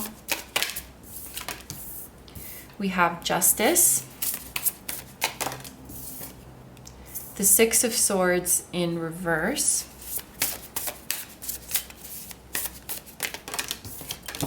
and the Ten of Pentacles in the upright. And then to get our clarifiers, can we please get an oracle card to clarify Justice? Woo! Why does that keep happening? There could also be a certain person, group number 3, who has a lot to say to you.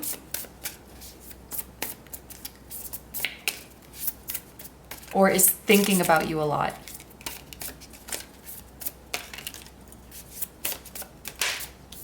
Ooh, creative mastery. The intersection of effort and skill. Use your creative muscles to make them stronger. Ooh.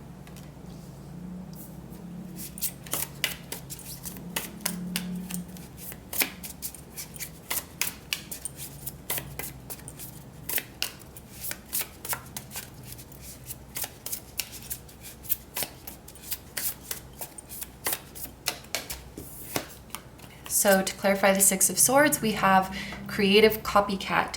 Understand that they exist. Do not be one. To be inspired means simply to be propelled into action. It's not the same thing. This is, I love this card. Like I've had this deck for a while. I had one of the older versions before it was published through Tarot Stack, and I really like this card. Like, to be inspired doesn't mean that you are copying someone. It just means like you're doing your thing, and that inspired me to take action and do my own thing. Woo, okay. We also have creative magician. Your talents are not limited. Your creativity is your superpower. Express individuality. You are the magician, and that's clarifying the Ten of Pentacles. So I will go through some zodiac placements that are here in case it's relevant to you guys. We have, this is Sun in Capricorn, Jupiter in Leo, Mars in Capricorn. This is the sign of Libra, Mercury in Aquarius. So you guys could be like a Capricorn Sun, Aquarius Mercury, or you could know someone who has those placements. And then the Ten of Pentacles is something in Virgo, but I'm blanking right now. Mercury in Virgo, I'm pretty sure. Yeah. You could also be someone who is like a Libra Sun, Mercury in Virgo, or know someone who has those placements. And yeah, magician, the word magician, it makes me think of the planet Mercury, because the magician is related to that planet. So that's Gemini and Virgo. So yeah, if you know someone who has these placements, they might play a significant role in accomplishing this wish. And because in this group we're talking a lot about like the results, the byproducts of your wish coming true, you could meet someone or become close with someone who has these placements as a result of your wish coming true. This wish is going to bring you happiness and prosperity for a long time with this Ten of Pentacles. It's going to make you happy. It's going to make your family happy. It's going to have a positive impact on your home, a positive impact on your loved ones. I'm hearing you're going to be pretty much set for life. You're definitely moving away from an energy of really keeping stock of everything and really counting everything to being able to use your resources freely. So one example of this energy would be, you know, someone at the grocery store who's like checking the price of everything they buy to see what's cheaper and like, can I afford this? Okay, maybe next week, or maybe after I get my paycheck, to now they can just go and buy whatever they want, to buy what nourishes them, to buy what tastes good, just what they feel like. They don't have to worry about it so much. There's something that it's like you're counting right now. You're counting it, or you're really checking on it. You won't have to do that anymore. Like, that mental burden is gone. And there's also just something about not only you, but people around you, your loved ones, benefiting from this wish coming true, being secure as a result, and also you having a lot of admirers. With the Three of Pentacles here, I do think that it will take more than just you to make this wish come true. So your wish might directly involve someone else, or you'll just need help from others to make it a reality with this Three of Pentacles. And that kind of brings me into the Justice card. This is all about balance and harmony. And I think something that you need to do in this process is pay attention to the flow of energy, to the exchange of energy, and make sure that it is equal. That's kind of a very broad concept, and it can be interpreted in many different ways. But when you are interacting with people on this path, in this process, when you're interacting with people, pay attention whether it feels like the energy is flowing equally, harmoniously, or if it feels like you are giving too much, or if it feels like you are receiving too much. Pay attention that there's an equal flow of giving and receiving between parties. That's how you will know you're with the right people and you're on the right path.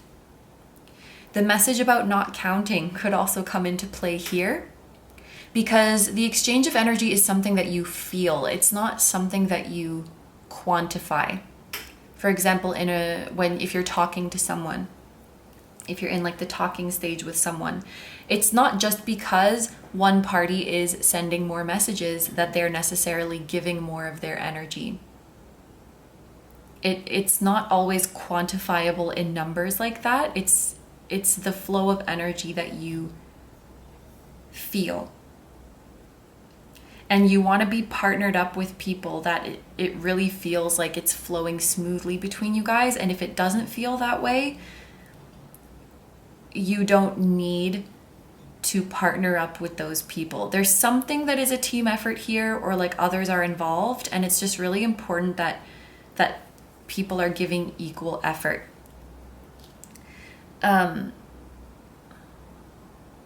There's also,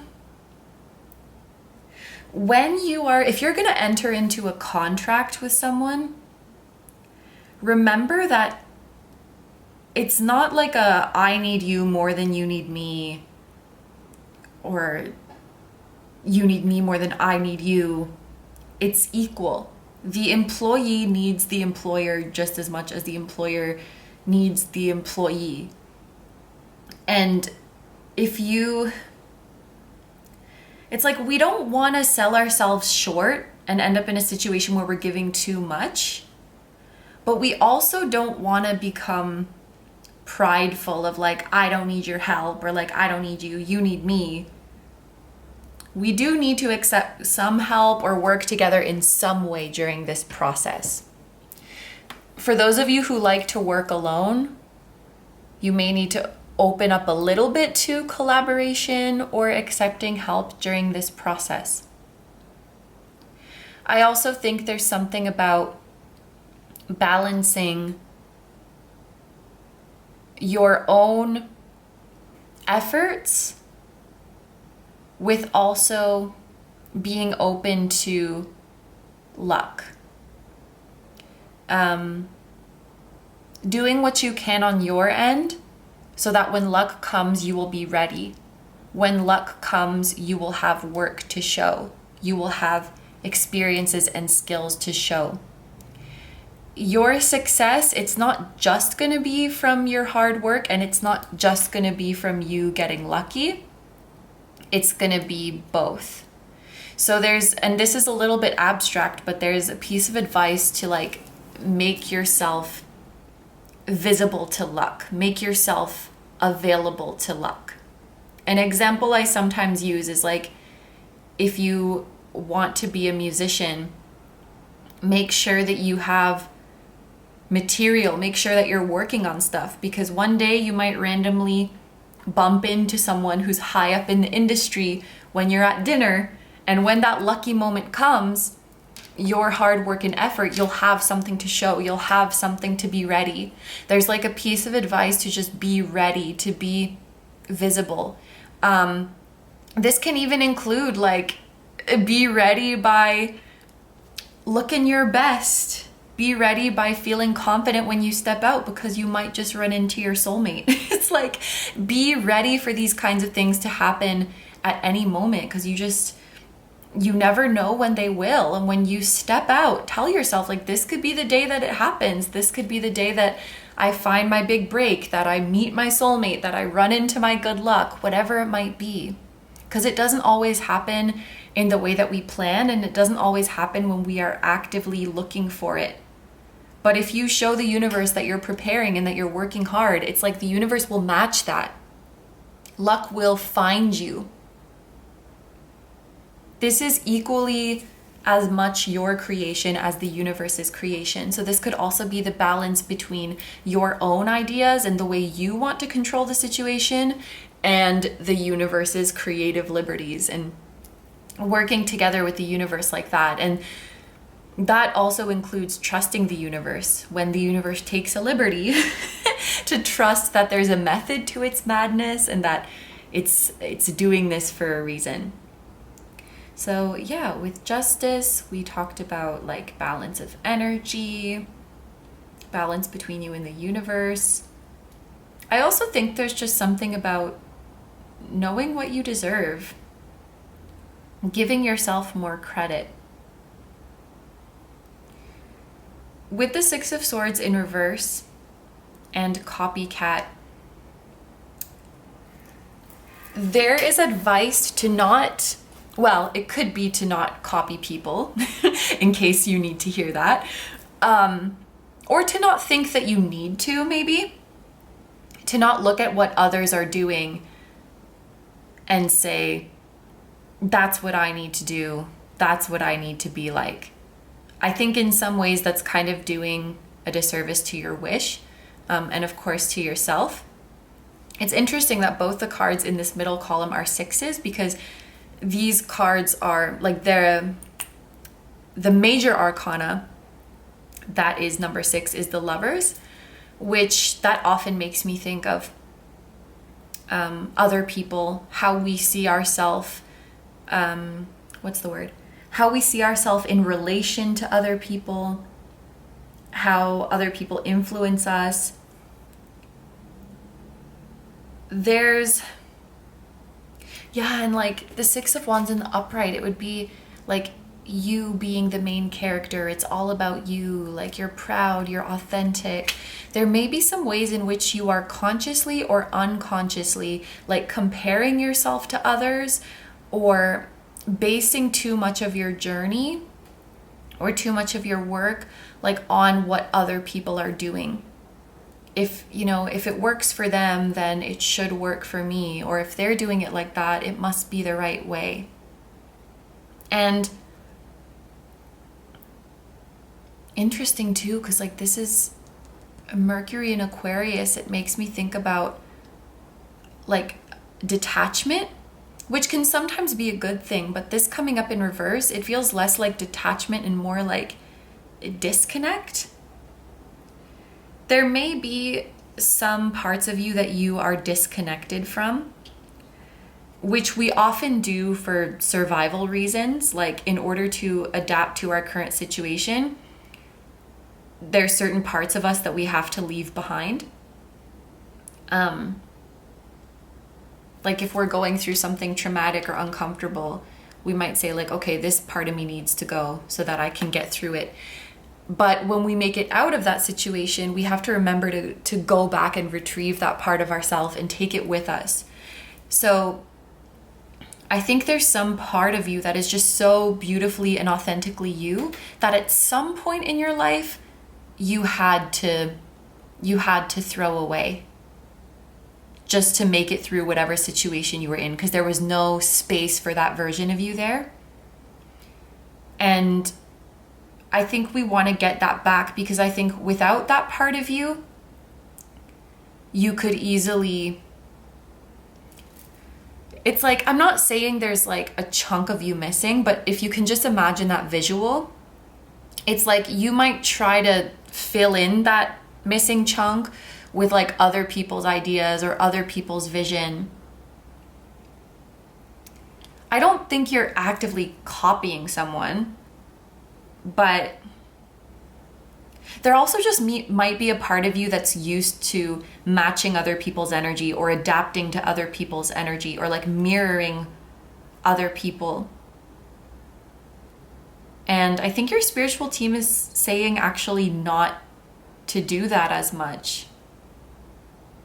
Because if you mirror everyone, then you're going to attract everyone into your life, and you don't need everyone. If you're your authentic self, you're going to attract those who are meant for you and repel those who aren't. And I think that's what we want. And yeah, like comparison or like doing it how others are doing it, I think you may have a bit of a unconventional approach. You may have kind of weird ideas and they want to be expressed. This is kind of a tricky one, because it's like, how do we de-influence ourselves from all of these ideas that we've absorbed from the outside world? It's tricky, eh? It's like discerning what's really me, what's really coming from my core, and what is something that I've just taken on. I'm just looking at this. I'm just looking at this image. We may need to spend a bit of time, or a lot of time, disconnected from the outside world or disconnected from the internet. The candles are making me think of rituals or meditation. There's some influences that want to leave, like influences from other people.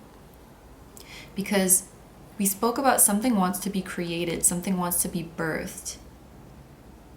But it has to be birthed through your authentic self, through your unique self.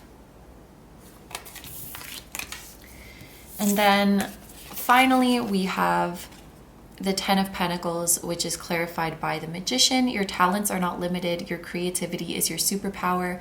Express individuality. Your talents are not limited. You are multi-talented. And there was that piece of advice again to really utilize your talents and not hide them away. I think that when you're living your best life, you will be actively utilizing all of your talents. Some of them might be for professional purposes. Some of them might just be for leisure, but they will enrich you and they will shape you to who you're meant to be. I do actually think, though, with this being the 10 of Pentacles, that you could make money or make a living from many of your talents. You might actually be known and admired for many of your talents. And regardless of what it is that you are wishing for, I do think this wish coming true, it's going to bring in a bunch of opportunities and a bunch of chances for you to show your talents off. And there's a piece of advice to really go for it more enthusiastically. And it can be, you know, really small scale things even. Like maybe you go to a bar and then it's karaoke night and you have a talent of singing, and like just go for it. Take all the opportunities you can to show off your talents. Your brain might say like, "Oh no, I'm not that good at it," or "It doesn't really matter, like it's not that big of a deal. It's just a karaoke night." But worst case, well, it's not even a worst. Smallest case, you have a lot of fun. Biggest case, someone is in that audience that recognizes your talent and leads you to even more opportunities. And it kind of ties back to that message of like, just always be ready and just always know that today could be the day. There might be things that you guys don't do because you're like, it's not really gonna make a difference anyway. You know, like, I could submit that application, I could post that picture, but like, is it really gonna make a difference? And you would be surprised what little things could make a difference. Like, do all the things you can do. You never know where luck is gonna find you. You never know what is gonna stick. I just keep hearing like, this could be the day. This could be when it's happening, and it's super exciting. You will definitely be known for multiple gifts, multiple talents. With this 10 of Pentacles, you could very well be leaving a legacy as well. The best thing I can say for you guys is don't limit yourself. Don't put yourself in a box. Don't feel like you have to choose one. There may be times of your life where you're more focused on this talent and then you're more focused on this one later, but you really can do it all. And I'm just seeing like this house looks kind of isolated, you know? I'm just seeing someone who takes like periods of isolation to reflect and to purify their energy and get back to their purest, authentic vibration. Then they come back out in the world and mingle and make amazing things. And then they go back into their cave to like recalibrate their energy. It's like you're a very interesting character. Wow. Isn't MCM is like a Roman numeral? I'm just looking at the initials of these, MCM. It's like, that's like 1900, I think. Right? I don't know how that's relevant. Maybe the 1900s are relevant. But, or maybe MCM means something else to you. Man Crush Monday, remember when that was a thing? Anyway, so group number 3s, I think that these are all the messages I have for you, so I'm going to end your reading here. Thank you so much for letting me do this reading for you, and once again, thank you very much to Tarot Stack for allowing me to be a collaborator, and thank you as well to the creators of these amazing decks. If you want to take a look at this bundle and what I had to say about it personally, or take a look at either one of these decks individually, so you can see all the cards and see if it resonates with you. All of the links are going to be down below. And remember that you can get this bundle, and you can also get the Creative's Compass at a 10% discount with the code KINO. I hope you guys have a wonderful day or night, and please take good care of yourself. Stay healthy. Don't forget to like, comment, and subscribe if you feel like doing that. If you enjoy my content and you want to find me elsewhere, I have linked down below my Instagram, both my tarot Instagram and personal one. Also my Patreon, where you can watch exclusive pick a card videos that are just like these. They are timeless, but you guys get to pick the topics for those ones. I'll also link my music channel, which includes the intro song of this video that is an original song, and you can also check out my latest release link down below. And finally, I have a vlog channel, KINO Vlogs, and I have merch at kinotarot.com, which features the floating temple that was at the start of this video. Oh my gosh, I'm running out of space on my card. I'm sending so much love to you guys. Thank you so much for being here. I'm sending love to your collaborators, to anyone who was involved in the realization of this wish, and I'm also sending love to your higher self, your spirit guides, your whole spiritual team, and all of your loved ones, both here on earth and in the other realms. And I will see you guys in the next one. Bye-bye. Hi, number fours. So if you guys chose the Azurite with Malachite and the green card, this is going to be your reading all about the steps you need to take in order to make your current biggest wish come true. These are the decks that we're going to be using today. For our tarot, we have the Apparition Tarot, and for our oracle deck, we have the Creative's Compass Oracle. And together, these two decks make the KINO Tarot Summer Bundle, which I've curated in collaboration with Tarot Stack. Tarot Stack is an online shop that has a huge selection of indie tarot and oracle decks, and I absolutely love what they do for our community. Not only do they feature tons of amazing deck creators, but they also help indie creators get their decks printed and published and marketed and out there into the world. In fact, the oracle deck that we're using today, the Creative's Compass Oracle, this is a Tarot Stack publication, and I'm super happy for both Tarot Stack and the creator of this deck. I personally have been using this deck already for quite some time, so to see her published on a big scale is really, really exciting. If you guys think you would like this bundle, I'm going to have it linked down below. I'm also going to link the individual decks. You can look at every single card of these decks on Tarot Stack's website, and you can also see my personal insights on this bundle and my tips for using it. So all that stuff is going to be linked down below for you guys, and you can also get a 10% discount using the code KINO. So without further ado, let's get into your reading. We're going to start this off with an energy check between you and your wish. And this is not so much about what your wish is, but we're going to be looking at the surrounding energies of your wish, because everyone's wish is going to be different. So I mainly want to see, what is the energy like right now? Is it easy? Is it difficult? Is it flowing smoothly? Are there blockages? What do you need to know? What's going on right now? And all that kind of stuff. So we're going to pull one card to represent you, one card to represent your wish, and then have a card in the middle to represent the energies between you. So as I'm shuffling the deck, keep your wish clear in your mind.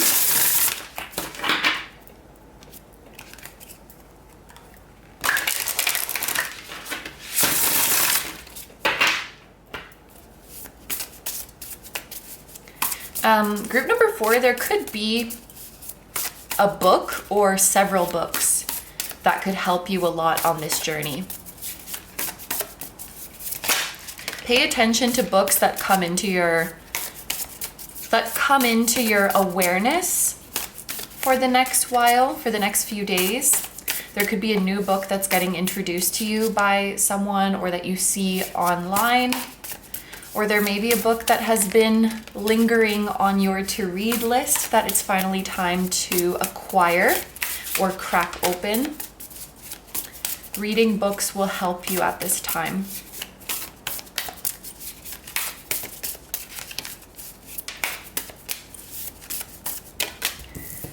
Okay, the card to represent your energy is Judgment in reverse. The card to represent the energy of your wish is the Ten of Wands in reverse. And the card to represent the energy between you and your wish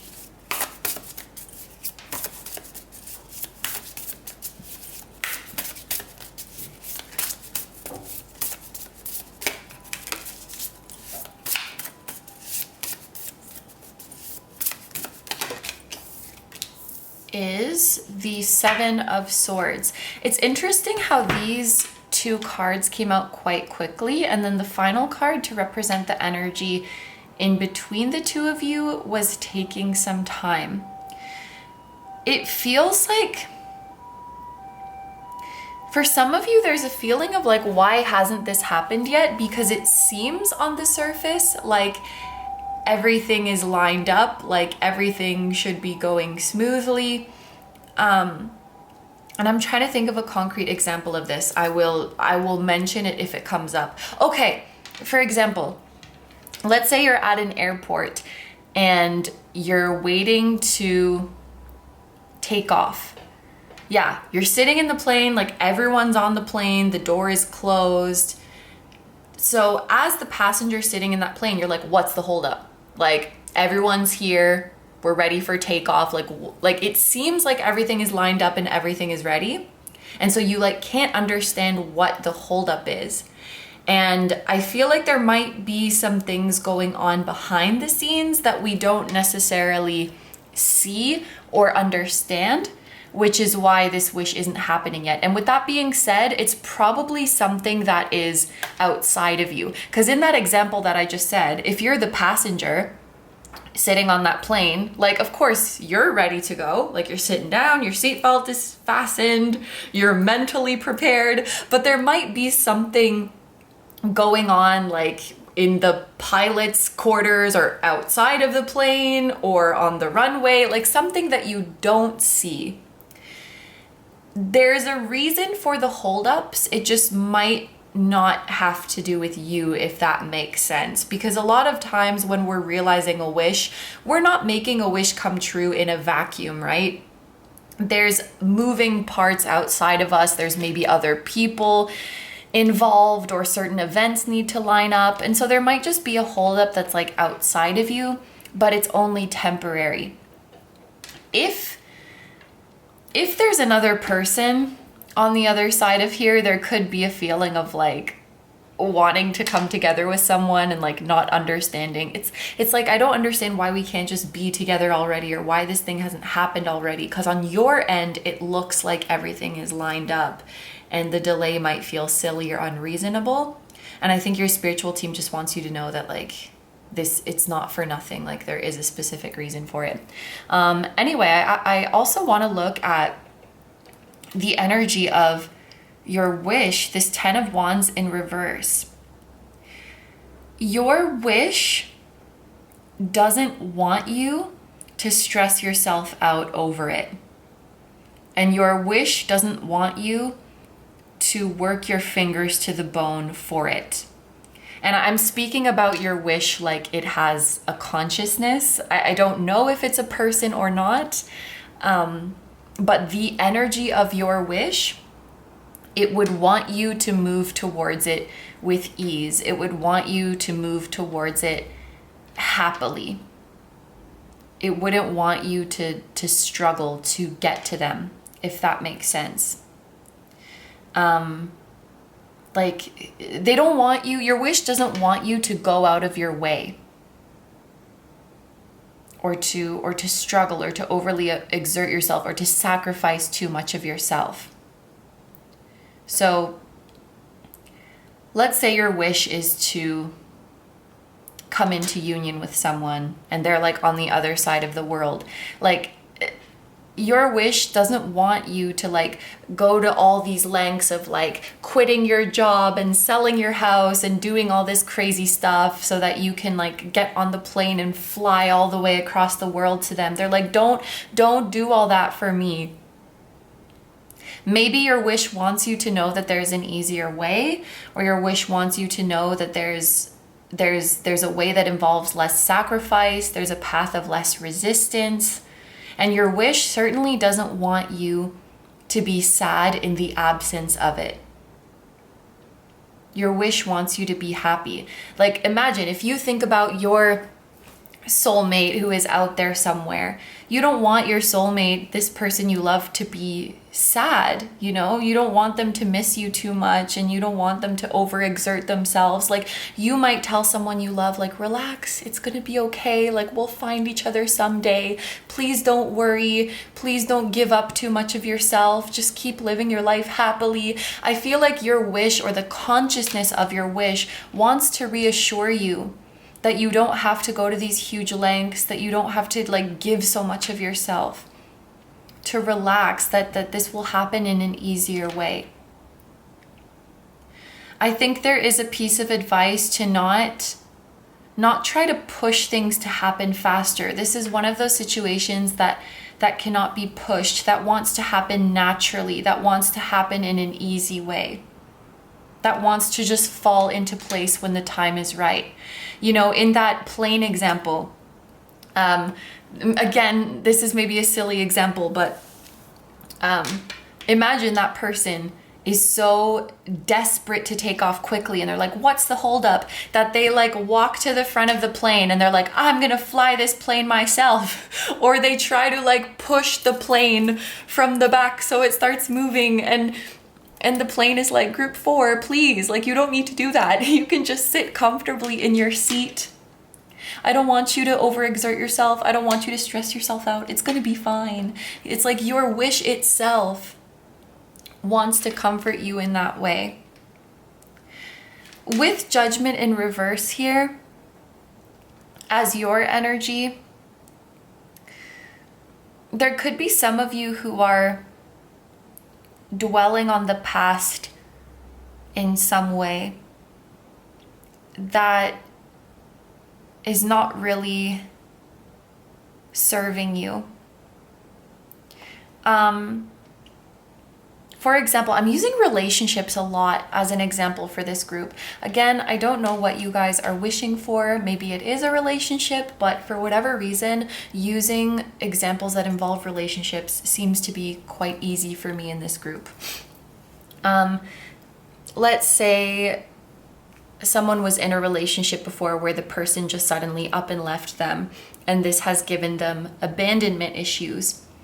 And they're really stuck in this past wound, in this past thing that has happened to them. They're not able to let go of it, and it really affects them. That when they get into their next relationship, they might really do the most and just go above and beyond and ultimately do too much because they feel like they have to go overboard and overcompensate to keep people in their life, because their previous experience taught them, like, oh, that person left because I wasn't good enough. That person left because, like, I didn't do enough. So your current energy right now to try to push things really hard to progress or to force things or to make things happen faster, it might be a reaction of overcompensation from like a previous pain. It's like you want to do everything in your power that this past event doesn't repeat itself. But in that process, it's like we're kind of doing too much or forcing too much. And your wish wants you to come towards it easily, wants you to come towards it as you are. And in fact, this kind of like overdoing or overcompensating energy could be pushing away your wish in some ways. If that person goes up into the cockpit and starts trying to fly the plane themselves, they'll probably delay it even further because it will turn into an altercation. I know it's a really silly example, but it's like your efforts to maybe intervene to like secure your wish or make it happen faster, it could be having the opposite effect.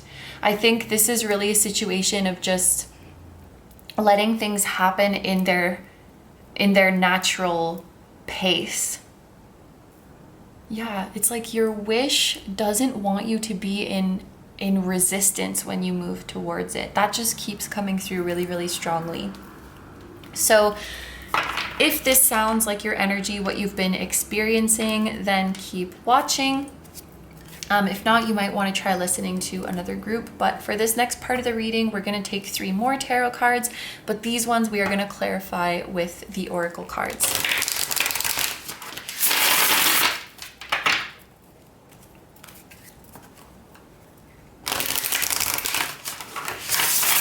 It's also interesting too, like this person, your wish is moving towards you. Your wish is facing towards you. I feel like there's things happening behind the scenes that you might not see or understand right now, but you need to know that your wish is actively moving towards you. I think for many of you who chose this group, this is less something that you make happen with your own force, but something that will come to you, something that will happen for you. But we'll see what advice your spiritual team has.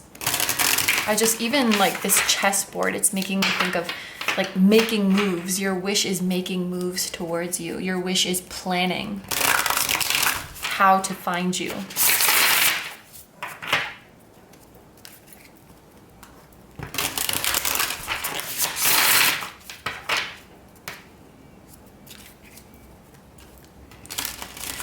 There may also be an urge to like push things or speed the process along on your end. If you feel like you're behind schedule, if you feel like it's too late, if you're worried about things passing you by, these are false ideas that could fill your head. You might have a false sense of urgency or a false sense of needing to hurry. I deal with this a lot. As someone who has an anxious mind, I'm always going through my life with a false sense of urgency. Like, this needs to be done quickly, there's no time, when really there is very much time.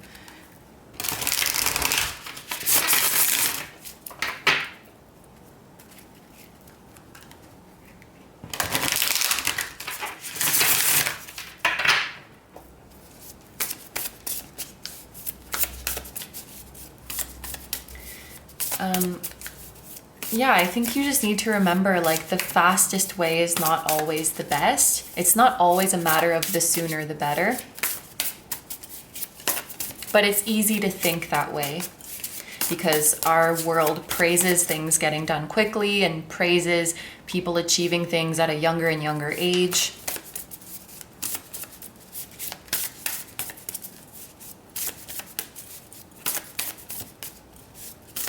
What does group 4 need to know to make their biggest wish come true? We have the Queen of Cups in the upright. We have the 5 of Cups in the upright. And Justice in the upright. And we're gonna get some clarifiers for these. So can we please get a clarifier for the Queen of Cups? We have creative knowing. Do not ask so many questions when the answers don't satisfy you. You always know. Interesting.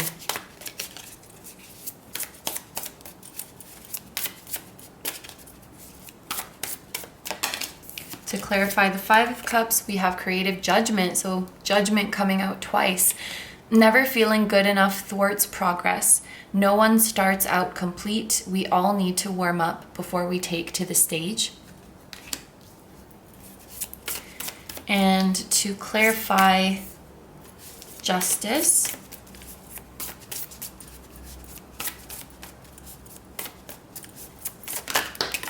okay, we have 2. We have action and recognition. So action says you have to start in order to finish. You can't flow without movement. And recognition says acclaim the pat on the shoulder and the shiny things are significant, but they don't affect the truth of your work. You are not defined by these. You create because you are a creative.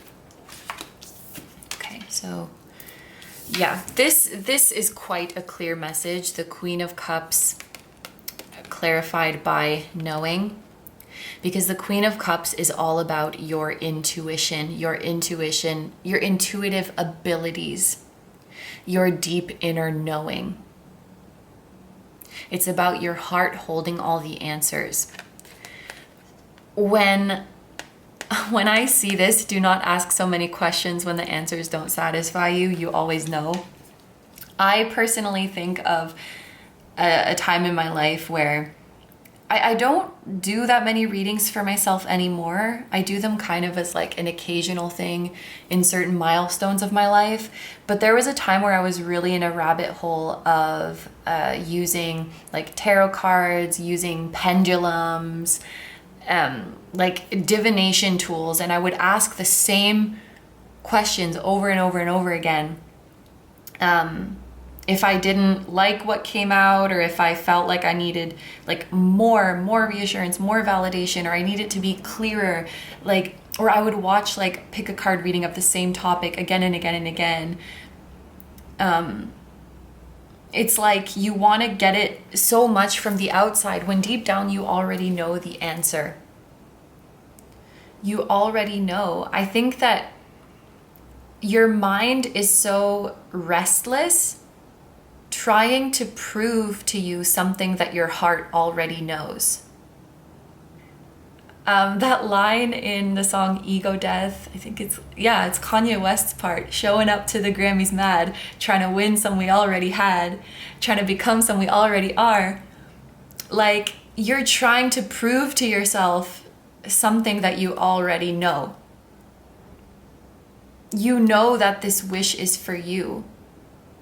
But all of this like running around and rushing and what do I need to do, and even like needing it to happen faster, I feel like it's just because your mind is like not satisfied. It wants more and more and more proof. Meanwhile, your soul is sitting pretty like this because it already knows. They already know what is theirs. There's a piece of advice to sit back in your knowing. There's a piece of advice to sit back in your knowing.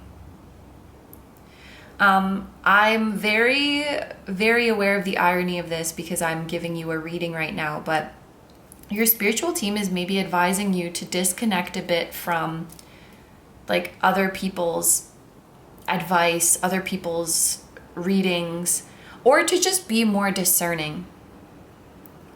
Like, maybe we don't watch like 10 readings on the same topic or ask the same question over and over.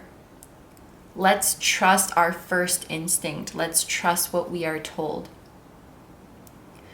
Personally, I found the more I ask the same question, the more confusing it gets. It's just, I don't know. I haven't had a great experience with it. And I think your spiritual team at this time is really wanting you to lean more into what your heart has been telling you all along. I think your spiritual team will always, they're happy to pop up whenever you need with signs, with confirmation. And I firmly believe we can ask for confirmation from our spiritual team as much as we want. They're not going to get annoyed with us. But I think it's the act of like going outside of yourself to ask other people, like, what's going to happen? When is this going to happen? And worrying about those little details. It's just, it doesn't seem to be helpful for you at this time. And I even think with this action card, it's like, I think that sometimes getting those answers or like going out and asking those questions, it can give us a sense of progress. It can give us a sense of things moving. But it might actually be taking you away from what you can do and what is in your control. I don't know if this is exactly a right example, but I've heard that people who like play a lot of video games, it can give them a false sense of like, I'm achieving goals, I'm building, I'm doing something, that it could actually reduce their brain's need to build and do stuff in the real world. I don't know if this is true. This is just something I've heard someone say. And there might also be something like that going on with this group. I'm like imagining someone who wants to have a successful business. And so they're like, I don't know, they're like getting a lot of readings about like, when am I going to be successful? And like, what am I going to do? What's going to happen? And maybe reading a lot of books like we spoke about at the beginning. And I'm not knocking these things. It's just that I feel like there's maybe a rabbit hole that has been entered and it's like tricking our brain into thinking that like we're getting closer and we're doing stuff. And maybe that person is like, when they listen to these readings about their business flourishing, it almost gives them that sense of like it's happening, when actually they should spend less time asking readers about it and more time actually building their business, you know? There may be some, or it could be like, we need to stop getting that proof, looking at externally for that proof that it's going to go well. Okay, that makes sense. Because when it's still just an idea, it's safe, it's within your control. Whereas if you actually start doing it in the real world, then there's that fear of, is it gonna go well or not? Okay, that makes sense. I feel like your brain, your mind just really wants a lot of proof that things are gonna go well. And your heart just wants your mind to relax, knowing that everything is gonna be okay. And from that place, you will take the right actions at the right time.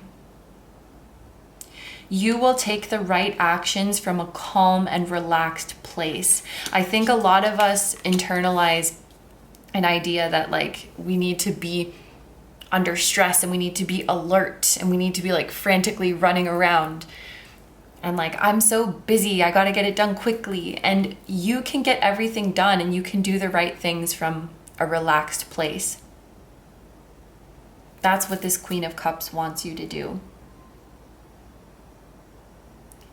I hope that this is making sense for you guys, because I feel like these ones are pretty, this group's messages is kind of, well, actually, is it abstract? Maybe my interpretation is kind of abstract, but anyway. Now let's look at the Five of Cups, which is clarified by judgment. Never feeling good enough thwarts progress. No one starts out complete. We all need to warm up before we take this stage. I think there's a need to embrace imperfections, and there's something about needing to come to terms with and release something that has happened to you in the past. And you may have to do the very things that got you judged in the past.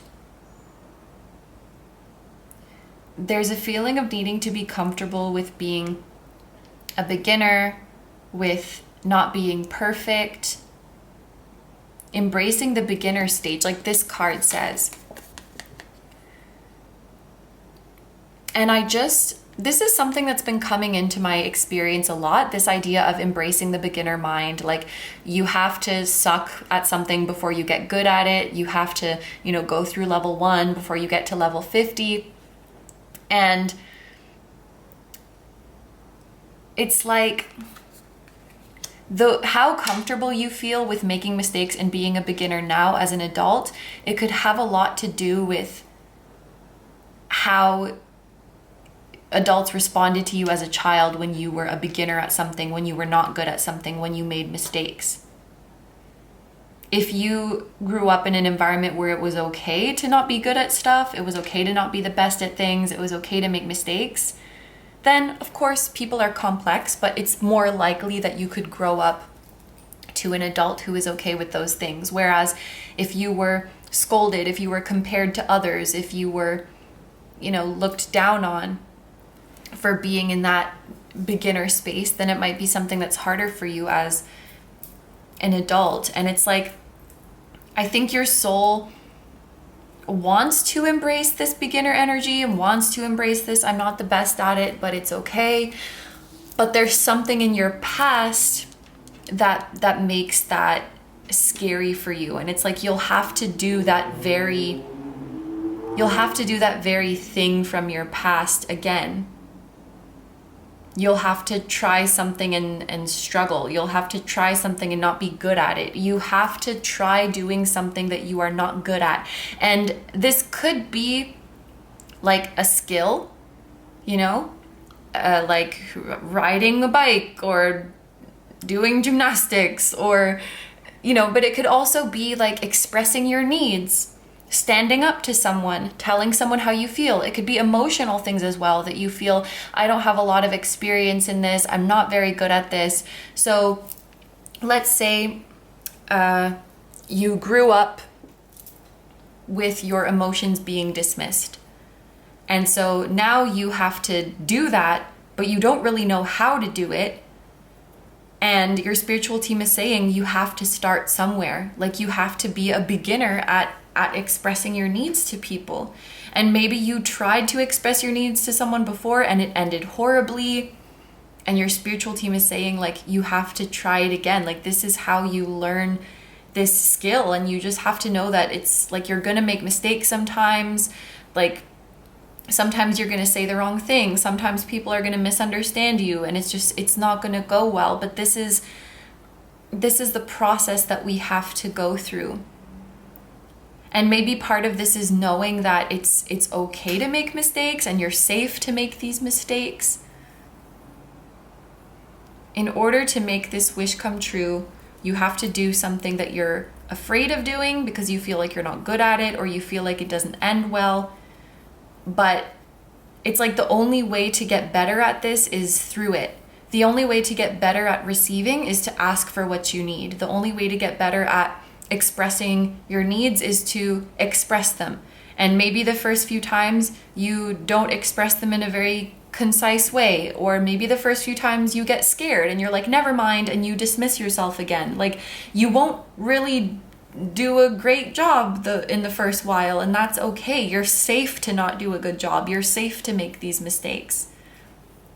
Being overly calculated or overly analytical to the point that you don't do anything could be thwarting your progress. And I giggled a bit because I just had a realization that, like, the very actions that you need to take are the ones that you are afraid of taking. And so it's like you do all of this other stuff that is not necessary to trick your brain that you are taking steps. But what you really need to do is the thing that you are afraid of, is the thing that you're not good at, is the thing that has gotten you hurt before, honestly. It's kind of like when you're procrastinating on the thing that you really need to do, and so you spend like 3 hours cleaning your house, which, like, yeah, that's a good thing to do, but it's not the thing that we're supposed to do right now. But because you're doing that, it kind of tricks your brain that you're being productive. I hope that makes sense. I think you maybe are taking actions towards your wish, or what looks like it, but the things that really need to be done that will really get you to your wish, it could be kind of scary. Maybe that's why your wish has tears too. I think that whoever or whatever is on the other side, like, feels for you so much and cares for you so much. And again, I'm thinking of relationships. Like, if you love someone, you never wish for them to be afraid or to be hurt, but it might be that very thing that they need to face so that they can come towards you. We see this a lot, that, like, fears can get in the way of two people coming together. And it's not that you want that person you love to go through the hurt or to go through the fear, but it's like everything they want is on the other side of that. And it's tricky. Like, overcoming these fears is tricky, or waiting for someone to overcome these fears, or wondering if you can help someone overcome it or not. It's just, this one is tough. We have justice, which is clarified by action and recognition. You have to start in order to finish. You can't flow without movement. Acclaim, the pat on the shoulder, and the shiny things are significant, but they don't affect the truth of your work. You are not defined by these. You create because you are a creative. The flow of this justice card is very interesting. Like, the squiggly swords, the flowy lines. It's really making me think of the balance and the fluctuation between yin and yang. I feel for a lot of you guys, like, there's more than one person involved in this wish. Maybe a lot of you, there's a specific person that is involved. Maybe your wish is the specific person. But like with justice being about balance and other people and the flow between yin and yang, it feels like there's maybe a balancing act that you're doing with someone else. And like you have to move in harmony in order for this wish to happen. And it's maybe that like both sides need to be moving. It's almost kind of reminding me of the Chariot, which also has the yin and yang themes, like the two creatures pulling the chariot and both creatures have to be moving forward. Yeah, because I feel like it's not just about like you and what you do. There's maybe someone on the other side that needs to be moving, or something that needs to be moving towards you as well. And I think one or both sides are just like afraid or just overthinking, concerned about what the other will think, or concerned about what others will think in general. Could be getting in the way as well.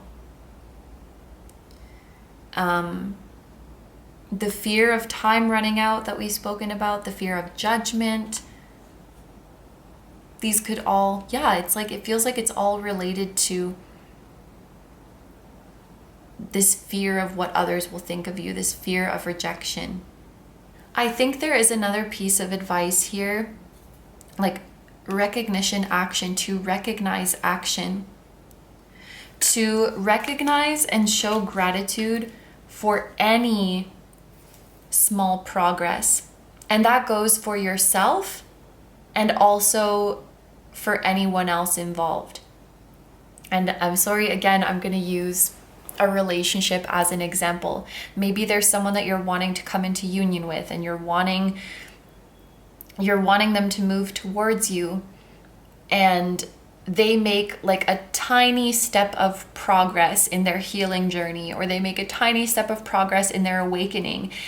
And your spiritual team is encouraging you to recognize that little effort from their end, or to be grateful for the small amount of progress, and to not just be like, ugh, or like, I mean, it's okay to feel feelings of frustration when something is not the way we want it to be, but it could come across as like not acknowledging the progress that is being made, or not acknowledging what has been given. And I think just thinking about what is going on the other side, and thinking about the progress that has been made can be really helpful. I'm also thinking of an example of a visa application for whatever reason, but I'm thinking of someone who has submitted a visa application and they've been waiting for like months, and then they finally get an email and they're like, oh my God. And then when they open it, it just says like, we have received your application, we're working on it. Whereas that person was expecting it to be like the result, and then them getting all upset. I would definitely do this, by the way. And in that instance, the person is encouraged to recognize, hey, you still got the email that the application was received, and that is progress. That is a sign that things are moving in the right direction. And maybe that person is also encouraged to think about, maybe that immigration bureau is flooded with applications right now, and to think of it not just as this institution that is supposed to spit out my visa so that I can get along with my life, but to think about it as hardworking people who have a lot on their plate, and who are reviewing every application carefully, and who may have delays and setbacks that we don't even know about. Like, for every little step of progress that your wish makes towards you, there's probably immense effort that you don't necessarily get to see the whole picture of, because that's the Seven of Swords. It's like you can't see the full picture. In that relationship example, this person speaking up about their feelings, it might feel simple to you, but maybe for them it was really, really scary. Maybe for them it took a lot of reflection and a lot of contemplation to get to that point where they felt like comfortable saying it, or to get to the realization of how they do feel. I feel like there's a lot more going on behind the scenes that we maybe don't see, especially if we're in a hurry and we just want things to get to a certain way. There's like a message to slow down and really appreciate and recognize each little step of progress. And that includes your own progress. You know, like going back to this example of getting into learning how to master speaking up about your needs. You might start that conversation with someone and then chicken out and be like, never mind. And you might beat yourself up about it, but you have to acknowledge that you started the conversation. Like that is a breakthrough for this person in the example. The fact that they even like brought it up and started to talk about it. Maybe they didn't fully get their point across. Yes, maybe halfway through they kind of dismissed it, but they went for it. And that's progress. And the next time we're going to try again and we're going to get better. Acknowledging your little progresses and acknowledging the little progresses of others involved in this is, I think, super, super important. It also creates positive reinforcement for you to keep trying and to keep going. And acknowledging other people's little steps, it really pushes them to keep going as well. You know, I'm also getting the example of like a really, really busy restaurant. If you're kind and understanding towards the staff and recognize that they are trying, which they freaking are. I've worked in a restaurant. I feel like that gives them a boost. And then, you know, they want to work harder because they feel appreciated, they feel understood. Whereas if they get yelled at or if they feel like what they're doing to get you seated is not enough, that's not really a good motivator. I hope that makes sense. We want to create positive reinforcement even for the small things. I feel like my examples for this group are kind of weird, but that's, I'm sorry. It's, I just pick whatever is easy to paint the picture, even if it's kind of unusual. But yeah, I want to hug this group. This is a tough situation, and I feel like whatever you're going through here, there's big spiritual lessons involved. The situation that you're wishing for has maybe been a big part of your spiritual awakening and your spiritual journey. It may be something that is really in the forefront of your mind when you dive into spiritual or divination practices. You may feel that the situation is even like intrinsically linked to your spirituality and your spiritual journey and your soul's calling. And I understand how we can get quite stressed about these things or worked up about these things. It's a lot to navigate. And you know, to say like, just let go, just trust your deep knowing. It's easy for me to say. It really is the key here, and I hope you know that you're safe to do that. But at the same time, I recognize that it's difficult. So my group number 4s, these are all the messages I have for you. So I'm going to end your reading here. Thank you so much for letting me do this reading for you. And once again, thank you so much to Tarot Stack for allowing me to be your collaborator, and thank you to the creators of these lovely decks. I'm going to have this deck bundle linked down below. I'm also going to link the individual decks if you would like to check them out. You can take a look at every card in the deck if you think that you'll resonate with it. And remember that you can get a 10% discount on the bundle as well as on the Creative's Compass Oracle with the code KINO. Please take good care of yourself, guys. Stay healthy. Don't forget to like, comment, and subscribe if you feel like doing that. If you enjoy my content and you'd like to find me elsewhere, I'm going to have linked down below my Instagram, both for tarot readings and personal stuff. And I'm also linking my Patreon, where you can watch exclusive videos just like these. They are timeless, except for you get to choose the topic for them. I'll also have my music channel, which includes the intro song of this video that is an original song. And you can also check out my latest release link down below. And finally, I have a vlog channel, KINO Vlogs, and I have merch at kinotarot.com, which features the floating temple that was at the start of this video. Thank you so much for supporting me and for supporting my channel. It truly means a lot to me. And just thank you for being here. My beautiful group number 4s, I'm sending so much love to you, to the person or people or anyone who is involved in this wish of yours. And I'm sending love to your higher self, your spirit guides, your whole spiritual team, and all of your loved ones, both here on earth and in the other realms. And I will see you guys in the next one. Bye bye.